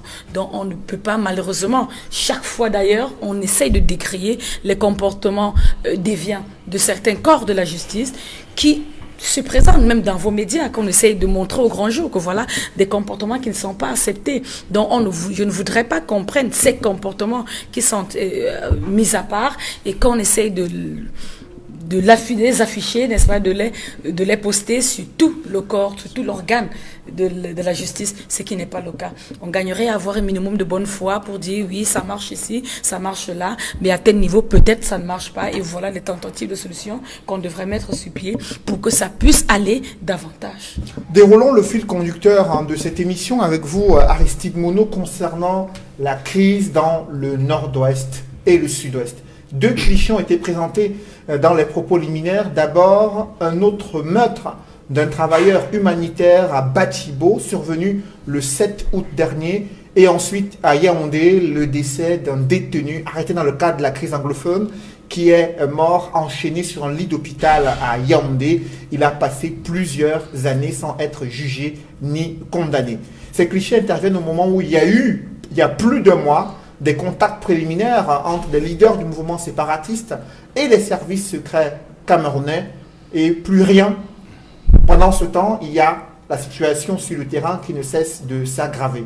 Quel est votre regard, Aristide Monod, sur ces questions ? La première, c'est que toutes les mesures qui ont été prises jusqu'ici depuis 2016 s'avèrent inopérantes de façon générale. Donc, c'est-à-dire qu'il peut y avoir des petites victoires, mais dans le fond, on reste dans la situation de crise avec ce qu'a évoqué. Et également le fait que jusqu'ici, la radicalisation est dans un processus permanent parce que le détenu décédé appartenait probablement, appartient à une famille. Et il faut donc un peu voir la perception que cette famille aura désormais de la gestion de la crise anglophone et surtout de l'État et de manière générale des francophones. On dira tout simplement que les francophones l'ont tué ou l'État l'a tué. Parce que lorsqu'on prend des décisions contre sa propre population, il faut tenir compte de la perception des communautés. Est-ce que cela sert? Est-ce que cela dessert? Il va falloir trouver la réponse, la bonne réponse d'ailleurs. Mais je dirais que tout ce qui a été fait jusqu'ici a été fortement politisé. Expliquez-vous. J'ai parlé tout à l'heure du présidentialisme monarchique. C'est-à-dire que toutes les situations qui se posent au Cameroun ont pour référence le président de la République.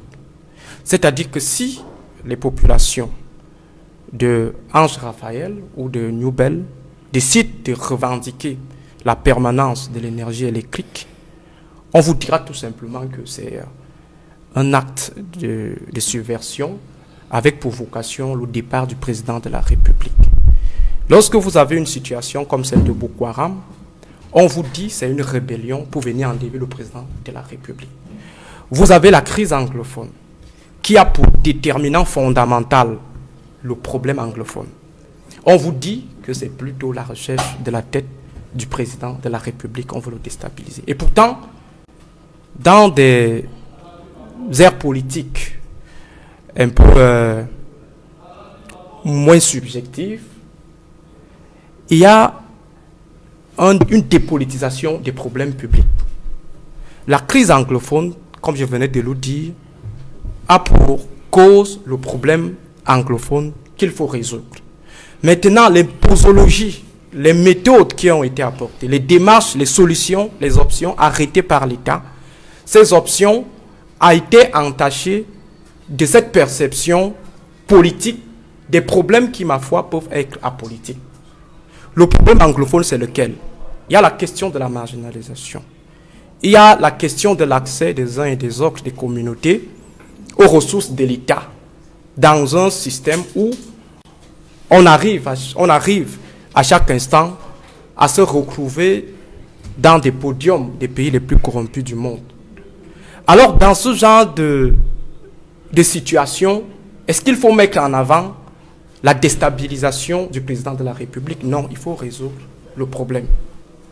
Et derrière dans cette politisation, il y a eu ce qu'on peut qualifier en fait de bataille d'intérêts, bataille politique. C'est-à-dire que le solutionnement de la crise anglophone n'est pas une priorité. La priorité, c'est l'orgueil de l'État qui doit rester fort. L'État fort. Or, ceux qui revendiquent cette posture et se disent réalistes sont plutôt dans une autre logique. Parce que c'est quoi le réalisme? Le réalisme, si on le résume à travers cette pensée de Deng Xiaoping, c'est que, quelle qu'en soit la couleur du chat, pourvu qu'il attrape la souris, quelle qu'en soit la couleur du chat, pourvu qu'il attrape la souris, quelles qu'en soient les options, la nature de l'option, pourvu qu'il y ait paix dans le Nord-Ouest. C'est ça qui devrait gouverner, en fait, ce qui revendique le réalisme. Ça veut dire quoi? Aujourd'hui, des gens vous disent que il y a la question de la sécession qui ne devrait pas être à l'ordre du jour des discussions. Si on est dans une posture réaliste, si la mise sur l'agenda de cette question dans les négociations pour apporter la paix dans le Nord-Ouest, parce que c'est en fait ça, le résultat, la finalité de cette affaire. Un État, c'est le bien-être de sa population. Un État ne peut pas brader le bien-être de sa population tout simplement parce que on veut rester un État fort ou un État orgueilleux. Parce que la finalité, lorsqu'on se met ensemble dans le sens du contrat social, le problème c'est la sécurité des populations. On se met ensemble pour être en sécurité. Mais du moment où, étant ensemble, il y a l'insécurité, il faut remettre en cause le contrat et le redéfinir. Justement, alors je dirais tout simplement, pour chuter, que les options, toute option possible pouvant nous amener à la paix n'est pas à isoler. Il faut capitaliser et parmi ces options, toutes ces options. Justement, parmi ces options, il y a eu des contacts préliminaires entre les services secrets camerounais et les leaders du mouvement séparatiste anglophone, Edmond Kambia. Cela date déjà de plusieurs semaines qu'il y a eu une telle rencontre, mais le sentiment qui se dégage aujourd'hui, c'est que ces négociations sont bloquées. Qu'est-ce qui fait problème, Edmond Kambia? D'abord, je voudrais adresser mes sincères condoléances à ce compatriote qui a été interpellé dans le cadre de la crise anglophone, qui est détenu depuis plusieurs années et qui trouve la mort sur un lit d'hôpital. C'est pathétique, c'est dramatique, c'est tragique, non seulement pour cette famille, mais pour l'ensemble de la société camerounaise. Et c'est une mauvaise image que renvoie le gouvernement, non seulement à la société, mais à l'international. C'est une très mauvaise image. Et lorsqu'Amnesty International ou d'autres organisations de défense des droits de l'homme vont évoquer ce sujet ou d'autres sujets similaires, le gouvernement va monter sur ses chevaux pour dire que rien ne s'est passé ou que les choses ne se sont pas passées comme on le pense. Un Camerounais est mort, enchaîné, détenu sur un lit d'hôpital. Dans quelles conditions vivait-il dans la prison avant de trouver la mort dans ces conditions à l'hôpital? Maintenant, sur la question que vous avez posée, M. Tchéik Noufele, je voudrais faire observer qu'il y a une résolution des Nations Unies qui a permis qu'il y ait une pause humanitaire durable de 90 jours, au cours desquels les États dans lesquels il y a des conflits donneraient la possibilité aux différentes parties prenantes, c'est-à-dire ceux du pouvoir comme de la rébellion ou de la sécession pour le cas du Cameroun, puissent se retrouver et discuter afin de parvenir à un cessez-le-feu dans le délai de 90 jours. Officiellement au Cameroun, il y a eu des premiers contacts le 2 juillet dernier. Donc ça fait plus d'un mois que nous avons eu les premiers contacts officiels. Et à ce jour, nous ne sommes pas au courant qu'il y ait eu un autre contact officiel entre la partie gouvernementale et les leaders sécessionnistes qui sont à la prison principale de Kondengui et à la prison centrale de Kondengui. Parce que les membres de la délégation des sécessionnistes étaient composés le 2 juillet de certaines personnalités, dont Ayouk Tabé, qui venait de la prison principale, et d'autres qui venaient de la prison centrale. Nous pensons que par rapport au délai qui court et qui interpelle le Cameroun et tous les pays qui sont concernés par le souci de parvenir à un cessez-le-feu dans le cadre de la résolution onusienne, doivent se dépêcher pour ne pas subir des sanctions que pourrait prendre le Conseil de sécurité au terme de ce délai si on n'est pas parvenu à un cessez-le-feu. Le second volet de votre question était de savoir pourquoi il y a ce blocage. Selon nos sources d'information, rappelez-vous, nous avons déjà évoqué sur ce plateau l'existence de clans et réseaux qui ne sont pas favorables à ces discussions qui ont commencé. Il se trouve que une partie de ces clans est montée au créneau pour rendre difficile, sinon complexe, la poursuite des discussions, des contacts entre la partie gouvernementale et les leaders sécessionnistes. Cette partie ou ce clan qui renforce ces obstacles souhaiterait que une autre option soit trouvée, une option qui ne mette pas en relief la discussion directe entre la partie gouvernementale et les sécessionnistes qui sont à Yaoundé. Ceux-là, ce clan, ces membres de ce clan, qui ne voudraient pas de ces contacts directs, privilégient d'autres types de contacts. Pas des contacts en interne, mais à l'international. Pas des représentants, pas des médiateurs autres que ceux qui sont actuellement en train de travailler pour ces discussions-là. Et selon nos mêmes sources d'information, nous avons le sentiment que ce clan est en déphasage total avec l'option et la position du Premier ministre, chef du gouvernement, qui a eu l'autorisation du chef de l'État, qui a eu toutes les autorisations nécessaires pour permettre à l'équipe qui a conduit la délégation gouvernementale du 2 juillet de faire son travail. Et nous pensons que si ces informations que nous avons sont avérées de façon définitive, ce serait dangereux pour la suite des négociations. Parce que cela donnerait l'impression à ceux qui ont commencé ces contacts-là, notamment la partie anglophone, Ayouk Tabé et ses camarades, que le gouvernement a entrepris quelque chose auquel il ne croyait pas. Cela donne l'impression que le gouvernement n'est pas sincère, est de mauvaise foi et ne veut pas parvenir à un cessez-le-feu et ne voudrait pas parvenir à un règlement définitif de la crise. Il est important que ce blocage-là soit résolu le plus tôt possible. Justement, Maître Désiré Sikati, les Nations Unies ont demandé au monde entier d'observer une trêve humanitaire de 90 jours. Et il y a déjà plus de 40 jours qui ont déjà été épuisés dans ce délai fixé par les Nations Unies. Et au Cameroun, les armes continuent de crépiter dans le nord-ouest et le sud-ouest. Les informations Equinox Télévision font état des blocages dans des négociations qui avaient débuté par des contacts préliminaires entre leaders de mouvements séparatistes et les services secrets camerounais. Comment appréciez-vous l'évolution sur ce pan concernant des négociations, des contacts en vue d'un accord de cessez-le-feu? Vous faites bien d'impliquer les différentes résolutions des Nations Unies ou bien les différentes réquisitions des Nations Unies, de l'Union européenne, mais même de l'Union africaine pour le règlement de la crise anglophone. Mais seulement, j'ai envie de dire que cette dernière sortie des Nations Unies n'est pas la première, parce qu'il me souvient quand même que ça fait un certain nombre de temps que la communauté internationale, notamment les États-Unis, la France, l'Union européenne et même le secrétaire général des Nations Unies, et même très souvent à travers son secrétaire général en charge de la sous-région de l'Afrique centrale, ont toujours demandé qu'un dialogue soit amorcé. Mais le vrai problème, parce que là, vous avez abordé également la question liée au blocage des négociations. Je pense qu'il y a un problème de sincérité de la démarche du régime qui se pose.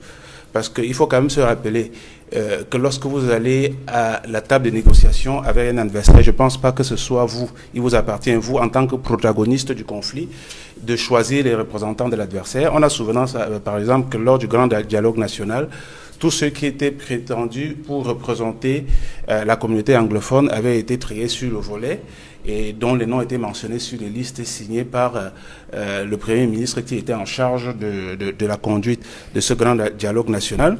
À côté de ça, il faut aussi se rappeler que chaque fois, le Cameroun ou bien le régime de Yaoundé a souvent fait semblant d'aborder des négociations chaque fois que la communauté internationale a un peu haussé le ton. Je pense qu'il est arrivé, tout le monde se souvient d'ailleurs, qu'il est arrivé certains moments où la question de la crise anglophone était sur le point d'être posée sur la table du Conseil de sécurité des Nations Unies. Et à chaque fois, on voyait bien qu'au Cameroun, il y avait une pirouette du gouvernement qui arrivait quelque temps avant.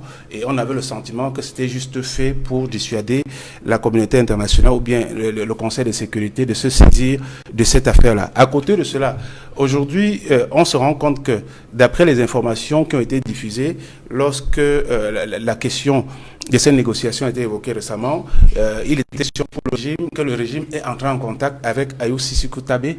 Bon, sauf que tout le monde sait qu'aujourd'hui, Ayoub Sissoko Tabé étant en détention à Yaoundé, n'a plus l'autorité qu'il faut pour conduire ces négociations-là. Aujourd'hui, il y a d'autres leaders de cette crise anglophone qui conduisent, qui sont en réalité les commanditaires de toutes les opérations qui se passent sur le terrain, dans le sud-ouest et le nord-ouest. Et nous savons tous que ces leaders-là sont hors du Cameroun et que le régime camerounais a toujours refusé de discuter avec ces leaders-là.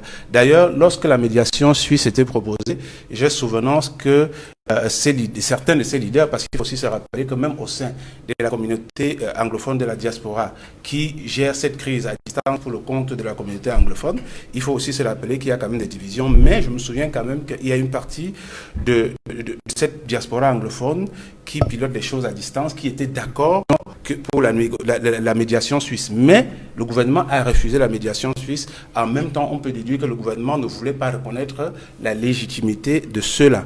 Bon, maintenant... Mais il y a eu un frémissement quand même au sein de ces mouvements séparatistes anglophones lorsqu'il y a eu ces contacts préliminaires entre Sissoko Ayoub Tabé et le directeur de la recherche extérieure, qui est le chef de la police des services secrets au Cameroun, donnant le sentiment qu'il y avait une vision à ces contacts préliminaires venant même de ces leaders d'autres mouvements séparatistes installés à l'étranger. Lorsqu'il y a un silence radio après de tels contacts, plus d'un mois après, quelles en sont les conséquences selon vous? Mais vous savez, je suis de ceux qui pensent qu'autant la crise anglophone perdure, autant elle devient compliquée à résoudre. Parce qu'aujourd'hui, en regardant un peu ce qui se passe sur les réseaux sociaux et même à travers les sources d'information, les canaux habituels des sources d'information, on voit bien qu'il y a aussi des rivalités entre les différents clans qui prétendent représenter les anglophones. On voit qu'il y a des conflits entre eux. Mais j'ai quand même noté que certaines personnes qui hier cheminaient avec Sissoko Ayoub Tabé ont dit que Sissoko, ils ont écrit. Voilà, pour dire que Sissoko Ayoub Tabé n'a plus la légitimité, étant détenu, il doit être plus préoccupé par sa liberté à lui que par la question des gens qui sont libres, qui ne voient pas comment quelqu'un qui est en détention doit négocier pour ceux qui sont libres. Donc je pense que vous aussi, vous avez lu ça. Et là, ça pose aujourd'hui le véritable problème de déterminer, la difficulté qu'il y a à déterminer les véritables interlocuteurs. Voilà, dans des populations anglophones, ça devient compliqué. Et à côté de ça, il faut quand même dire que la question est encore davantage corsée quand on sait que même au sein du régime, parce que il y a quand même des va-t-en-guerre, des gens qui ne veulent pas que la crise soit réglée, parce que ça se voit bien, même les positions des sorties de certains membres du gouvernement. Le ministre de l'administration territoriale, par exemple, avait dit à un moment que toute négociation est impossible, alors que le Premier ministre préconisait des négociations. Mais lorsqu'on voit l'action du régime sur le terrain à travers des actions militaires, on peut être tenté de penser que il est de croire à une véritable négociation alors qu'en même temps on est en train de faire la guerre. Je pense que la négociation ne peut avancer que sur la base préalable d'un cessez-le-feu.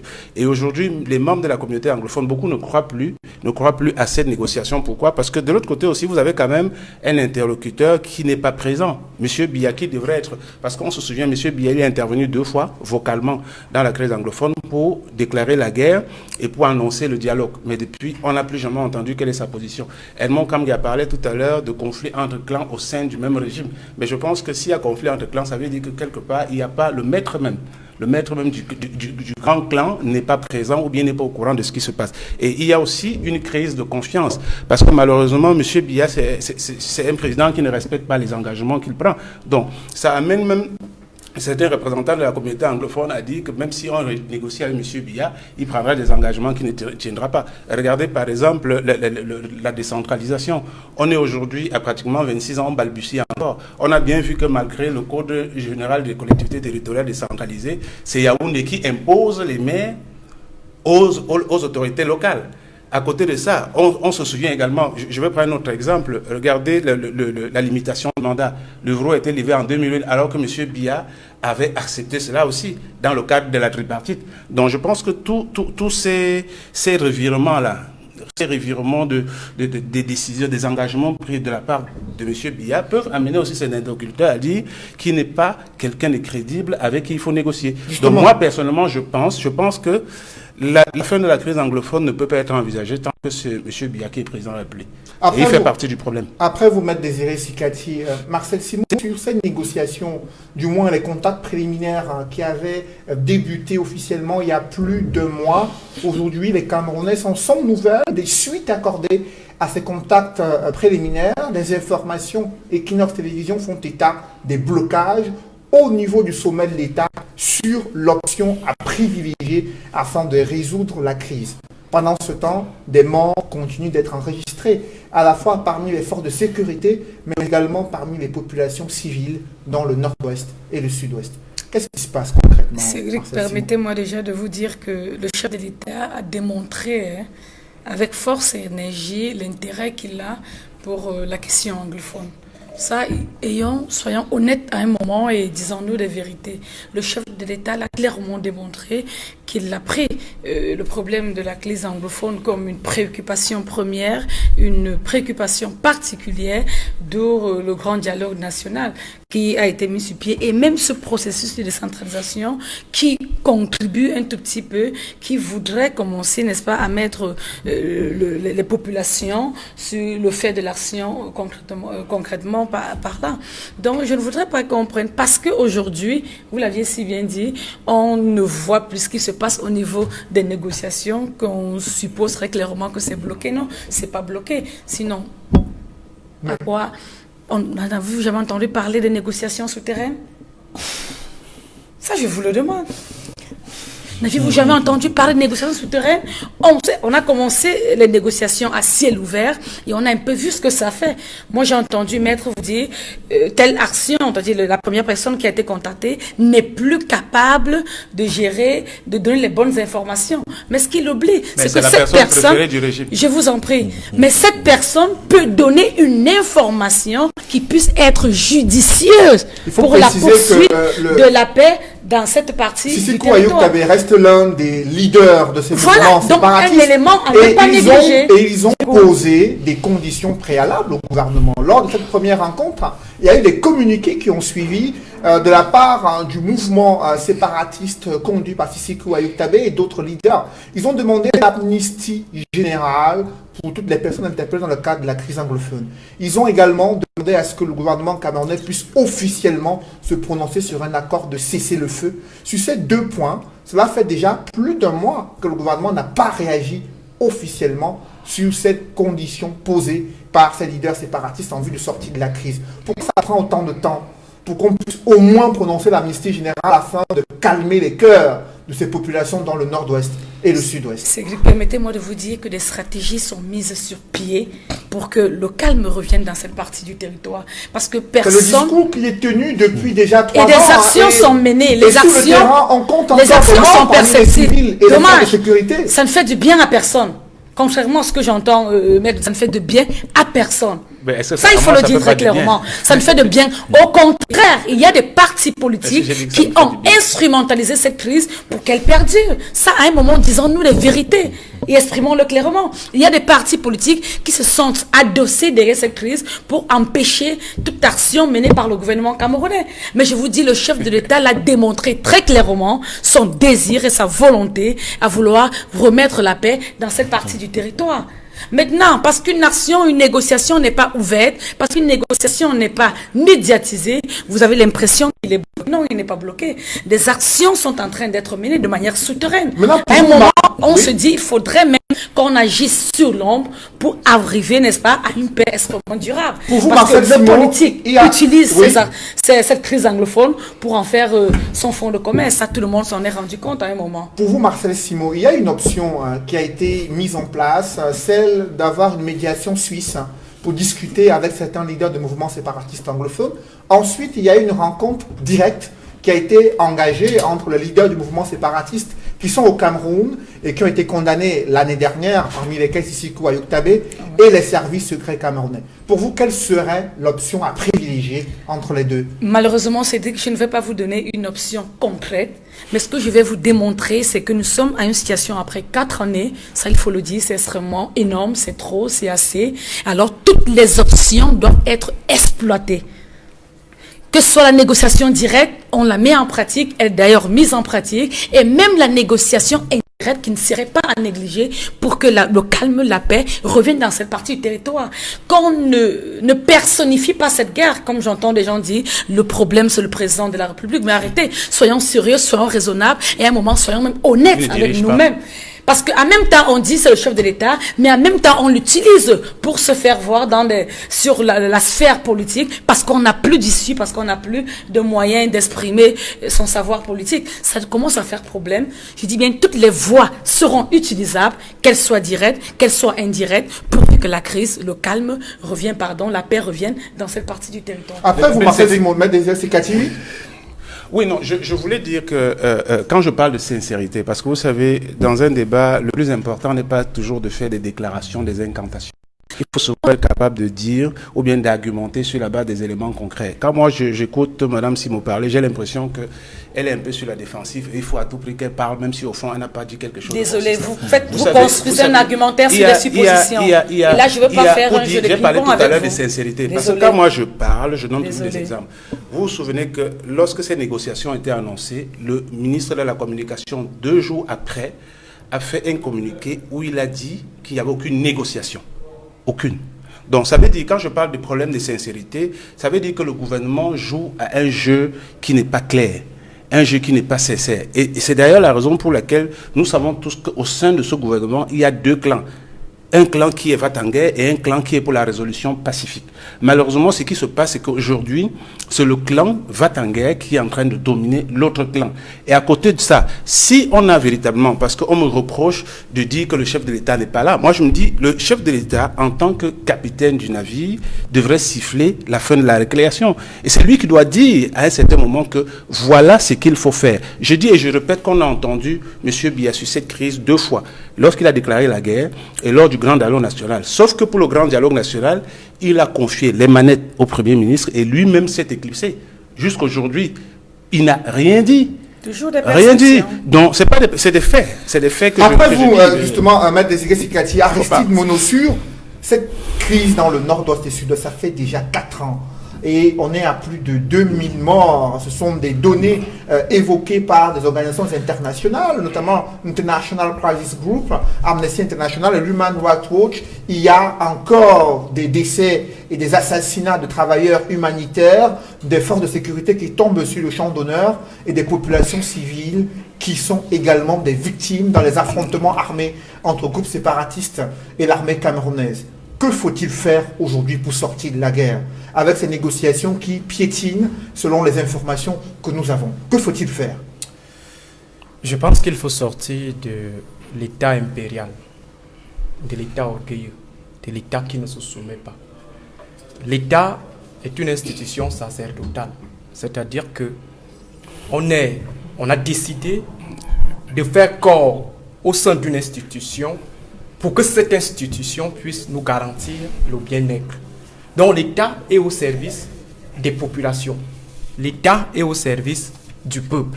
Ça, c'est, ma foi, le préalable. Et cela se traduit par l'humilité de ceux qui dirigent le Cameroun.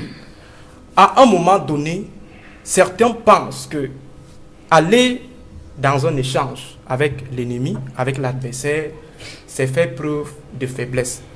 C'est faire preuve d'humiliation.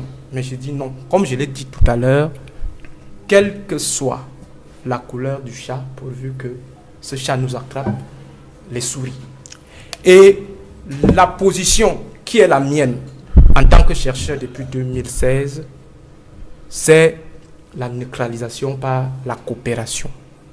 Parce qu'en fait, ceux qui sont des va-t-en-guerre sont ceux-là qui se situent dans une logique où la résolution des crises armées doit automatiquement passer par des antagonismes armés. On peut passer par la neutralisation, par la coopération, ce qui ressemble un peu à ce qu'on nous disait au lycée à l'époque, Britannicus, embrasser l'ennemi pour mieux l'étouffer. C'est ça qu'on appelle la neutralisation par la coopération. En 2016, on aurait dû engager ce processus, c'est-à-dire engager un dialogue afin de domestiquer, de mater la crise anglophone. Moi, j'avais proposé à l'époque une autre All Anglophone Conference, c'est-à-dire qu'on permette aux anglophones, de manière souveraine, de se prononcer sur l'idée qui était portée par un groupuscule sécessionniste. Et on devrait normalement confier cette mission au cardinal Toumi pour voir quelle est la position globale des anglophones. Et je vous assure, au regard des enquêtes menées par certains collègues, chercheurs, il est clair que la majeure partie des anglophones est contre la sécession.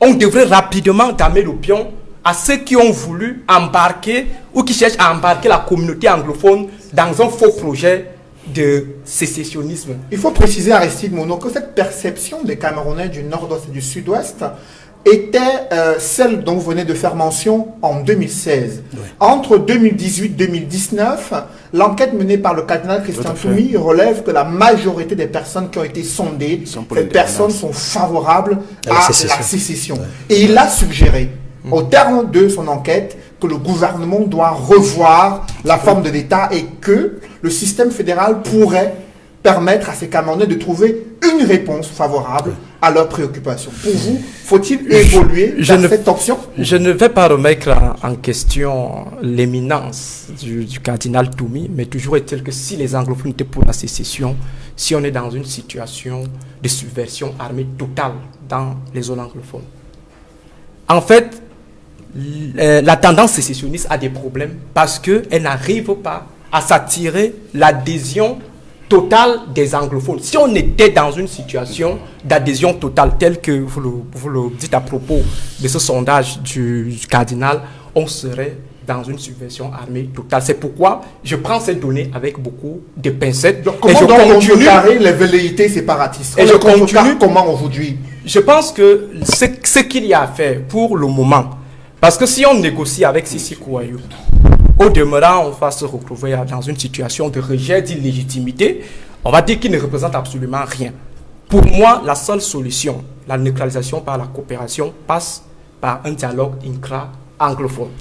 Que l'ordre dirigeant actuel, l'État, organise une discussion intra-anglophone et de cette discussion se dégagera forcément la tendance dominante qui pourra peut-être être discutée par l'État. Moi, je pense que c'est la seule issue. Mais cela n'exclut pas la démarche armée parce qu'aucun État ne peut se décider comme ça de laisser une partie de son territoire. Je vous l'ai dit que la fonction de l'État, c'est d'assurer le bien-être de ses populations. Tant que l'État est encore dans ses prérogatives, dans son droit, dans un territoire, l'État doit agir. Mais cela ne devrait pas faire en sorte qu'on minore ou qu'on isole la démarche de la neutralisation par la coopération. L'État du Cameroun interpellait dans une autre affaire. La question des investissements dans le secteur agroalimentaire a suscité un vif débat sur les concessions des terres arables aux acteurs économiques nationaux engagés dans la transformation industrielle. Edmond Kangia. Des concessions faites par l'État du Cameroun au profit des acteurs économiques nationaux engagés dans la transformation industrielle du cacao, qui pose problème dans la région du Sud, au point où il y a eu des concertations ce week-end entre ces opérateurs économiques, autorités administratives et autorités traditionnelles. Comment expliquer cette levée de bouclier sur des nationaux qui investissent sur le territoire camerounais? A priori, le fait que l'État accepte de concéder, n'est-ce pas, fasse des concessions à des industriels camerounais, à des nationaux, pour favoriser le développement agricole du Cameroun, ne devrait pas poser problème. Comme l'État le fait d'ailleurs pour des multinationales. On le voit. Il y a PHP, il y a EVCAM, il y a beaucoup d'autres sociétés et structures dont les investissements étrangers sont énormes, qui bénéficient grâce aux concessions de beaucoup de choses. La situation que vous posez, M. Seyi Noufélé, nous amène à croire que dans ce pays, lorsque certaines communautés ou alors des investisseurs nationaux d'une certaine communauté rentrent dans la danse, pour utiliser une expression terre à terre, dans les investissements au pays, comme les firmes multinationales, comme les grandes entreprises transnationales, cela poserait problème à certaines élites, je préfère utiliser les termes, à certaines élites des communautés dans lesquelles l'État veut concéder des parcelles de terre pour le développement agricole, notamment pour l'expansion le développement du cacao. Et la concertation à laquelle vous parlez, qui a permis aux autorités traditionnelles de participer avec les autorités administratives à une concertation pour, je crois, apaiser ces autorités traditionnelles et élites du coin qui semblaient, selon certaines informations que nous avons, ne seraient pas favorables à ce que l'État concède ces terres arabes à cet investisseur national, parce qu'il appartiendrait à une communauté qui n'est pas celle des élites du coin, pose un gros problème pour le développement du pays et même pour la cohésion sociale. Je ne voudrais pas citer l'origine de la communauté de cet investisseur qui a déjà investi d'ailleurs, qui est en train d'investir lourdement dans le Honkam pour le développement de l'agriculture.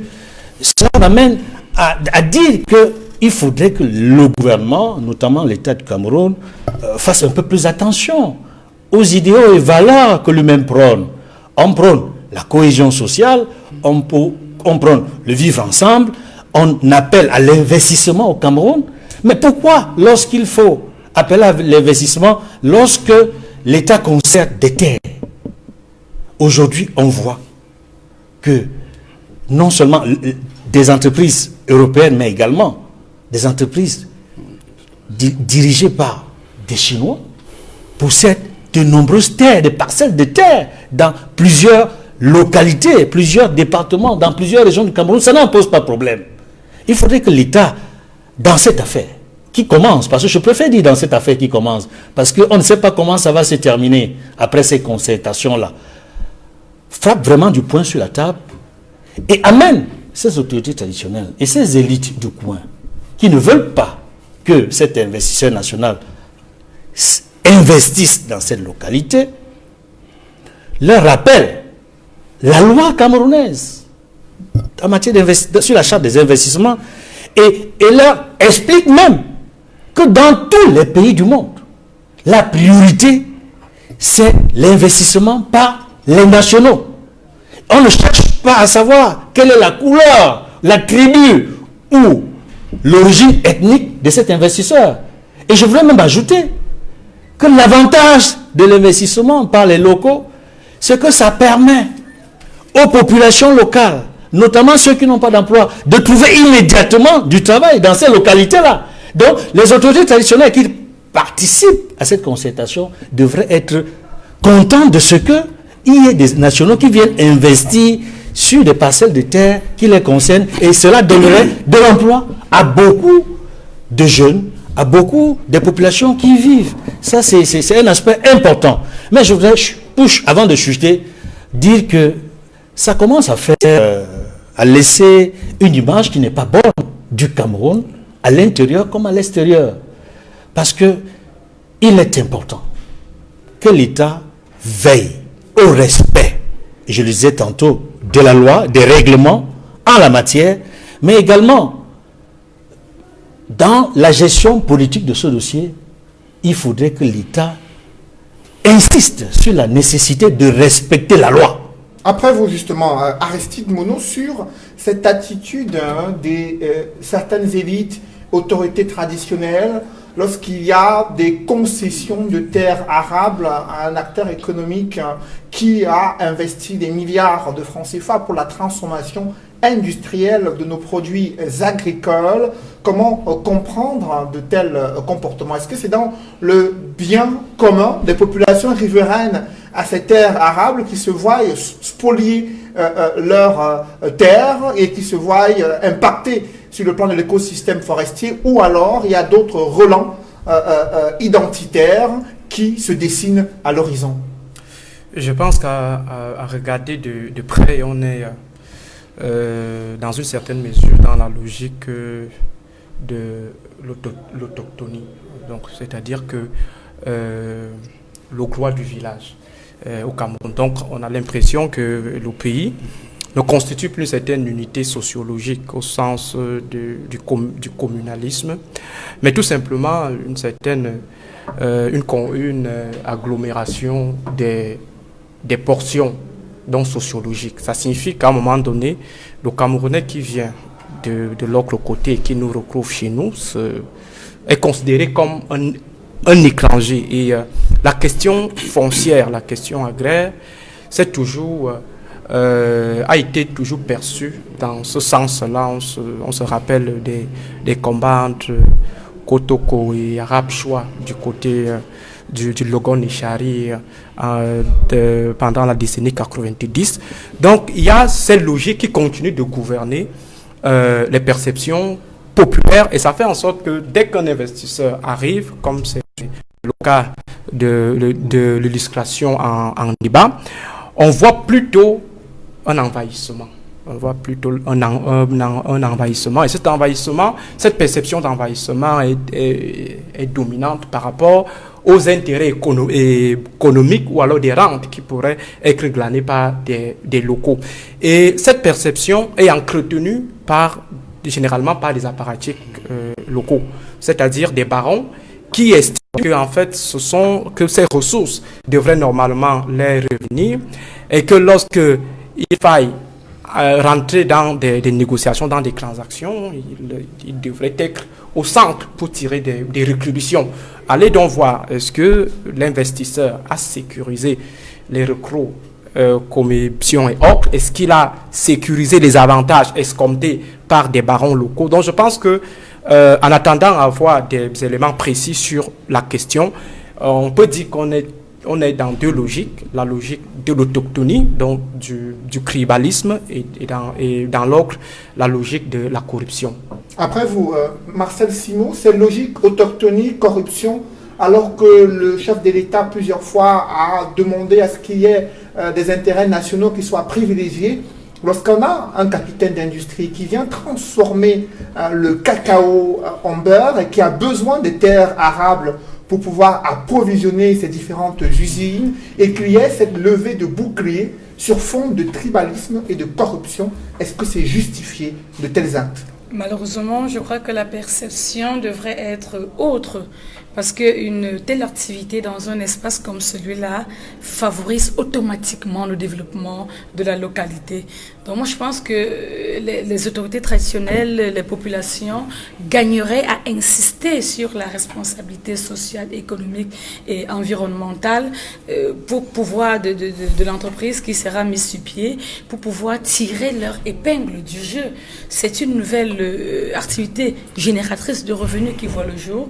Maintenant, il serait important que les chefs traditionnels, que les populations, que les élites mettent sur pied un ensemble de règles dans lesquelles les populations vont devoir se retrouver. Ceux qui ne travaillaient par exemple là pas vont devoir trouver un emploi et que très clairement, sans intention de corruption ou alors de détournement, que les écrits soient précis sur les intérêts que produiront les activités pour que le village ou la zone dans laquelle l'activité a été implantée puisse croître, se développer davantage. Donc pour moi, je ne vais pas très rapidement sur la logique du tribalisme ou de la question de l'eutonie, non, mais je vois plutôt un espace qui sera beaucoup plus propice au vivre ensemble et dans lequel simplement il faudrait que les deux parties établissent des règles claires pour que à la fin de l'action, chacun puisse trouver son compte. Maître Désiré Sikati, il y a la question de la sécurité des investissements. Lorsqu'il y a de telles scènes qui surviennent et concernent un opérateur économique national qui a décidé de monter une usine dans le Honkam, qui est déjà opérationnelle et qui a besoin de s'approvisionner en matière de récolte et de terres arables dans la région du Sud. Et cela pose problème au point qu'il y a eu des concertations avec autorités traditionnelles, élites dans la région concernée et l'opérateur économique en question. Comment vous entrevoyez cette situation ? Ben, je vois ça comme l'affaire qui concerne un serpent qui se mord sa propre queue, parce que quand dans un pays vous instrumentalisez le tribalisme à des fins politiques, il faut vous attendre à un certain moment que les personnes que vous avez instrumentalisées utilisent aussi ce tribalisme-là dans tous les sens qui peut les intéresser. Donc aujourd'hui, je constate quand même qu'il y a des concessions domaniales qui sont mises à la disposition des Chinois pour des baux amphithéotiques, je veux dire des locations sur au moins 99 ans dans la région de l'Est. Edmond a parlé tout à l'heure des concessions qui sont mises à la disposition des multinationales dans le Mungo. Je suis quand même surpris de voir que certains compatriotes peuvent avoir une préférence, parce que dans toutes les concessions qu'on a données, que ce soit les Chinois, que ce soit les Français, je n'ai jamais entendu de remous. Je suis quand même surpris de voir qu'aujourd'hui, où on parle du rôle de l'Afrique de s'auto-déterminer à travers ses propres enfants, que l'on soit en train de donner apparemment une préférence pour des gens qui viennent d'ailleurs. Mais les populations ont le droit de revendiquer que leur intérêt soit pris en compte. Oui. Lorsqu'il y a des concessions de terres arables, il y a des préoccupations pour les populations riveraines, notamment pour savoir si les questions d'emploi seront réglées, notamment pour savoir si leur espace, leur écosystème forestier qui va être modifié, est-ce qu'il est pris en compte? Non, c'est là où je suis pour une fois d'accord avec la représentante du RDPC, parce que moi je pense que ce qui devrait être privilégié dans sa démarche, c'est l'aspect social, c'est-à-dire les emplois, l'aspect sanitaire, voilà, tout ça, et même l'environnement. Mais je n'ai pas l'impression, parce que j'ai quand même écouté beaucoup de personnes qui sont intervenues depuis le début de cette affaire-là. La plupart, je pense que j'ai l'impression que la revendication fondamentale est liée à l'origine de l'investisseur. Et c'est là où ça pose un véritable problème, parce que même aujourd'hui, oui, vous allez voir les banderoles, aujourd'hui, malheureusement, on dit on ne veut pas attribuer nos terres aux halogènes. Je pense que ça, c'est le terme que j'ai lu sur l'une des cartes que les gens tenaient pendant la manifestation publique. Donc, il faut quand même que l'État comprenne qu'à un certain moment, lorsque vous manipulez le tribalisme, c'est comme un venin que vous ne contrôlez pas. Vous voyez, quand vous manipulez le tribalisme, peut-être pour exclure un adversaire politique, ça peut se retourner aussi contre vous. Mesdames, Messieurs, c'est la fin de cette émission. Merci de l'avoir suivi. Merci à vous, Maître Désiré Sikati et Aristide Mounou, d'avoir participé à ce débat. Merci également à vous, Marcel Simon et Edmond Kamgia, d'être venus sur ce plateau. Mesdames, Messieurs, c'est la fin de cette émission. Merci de l'avoir suivi et merci de rester sur Equinox Télévision.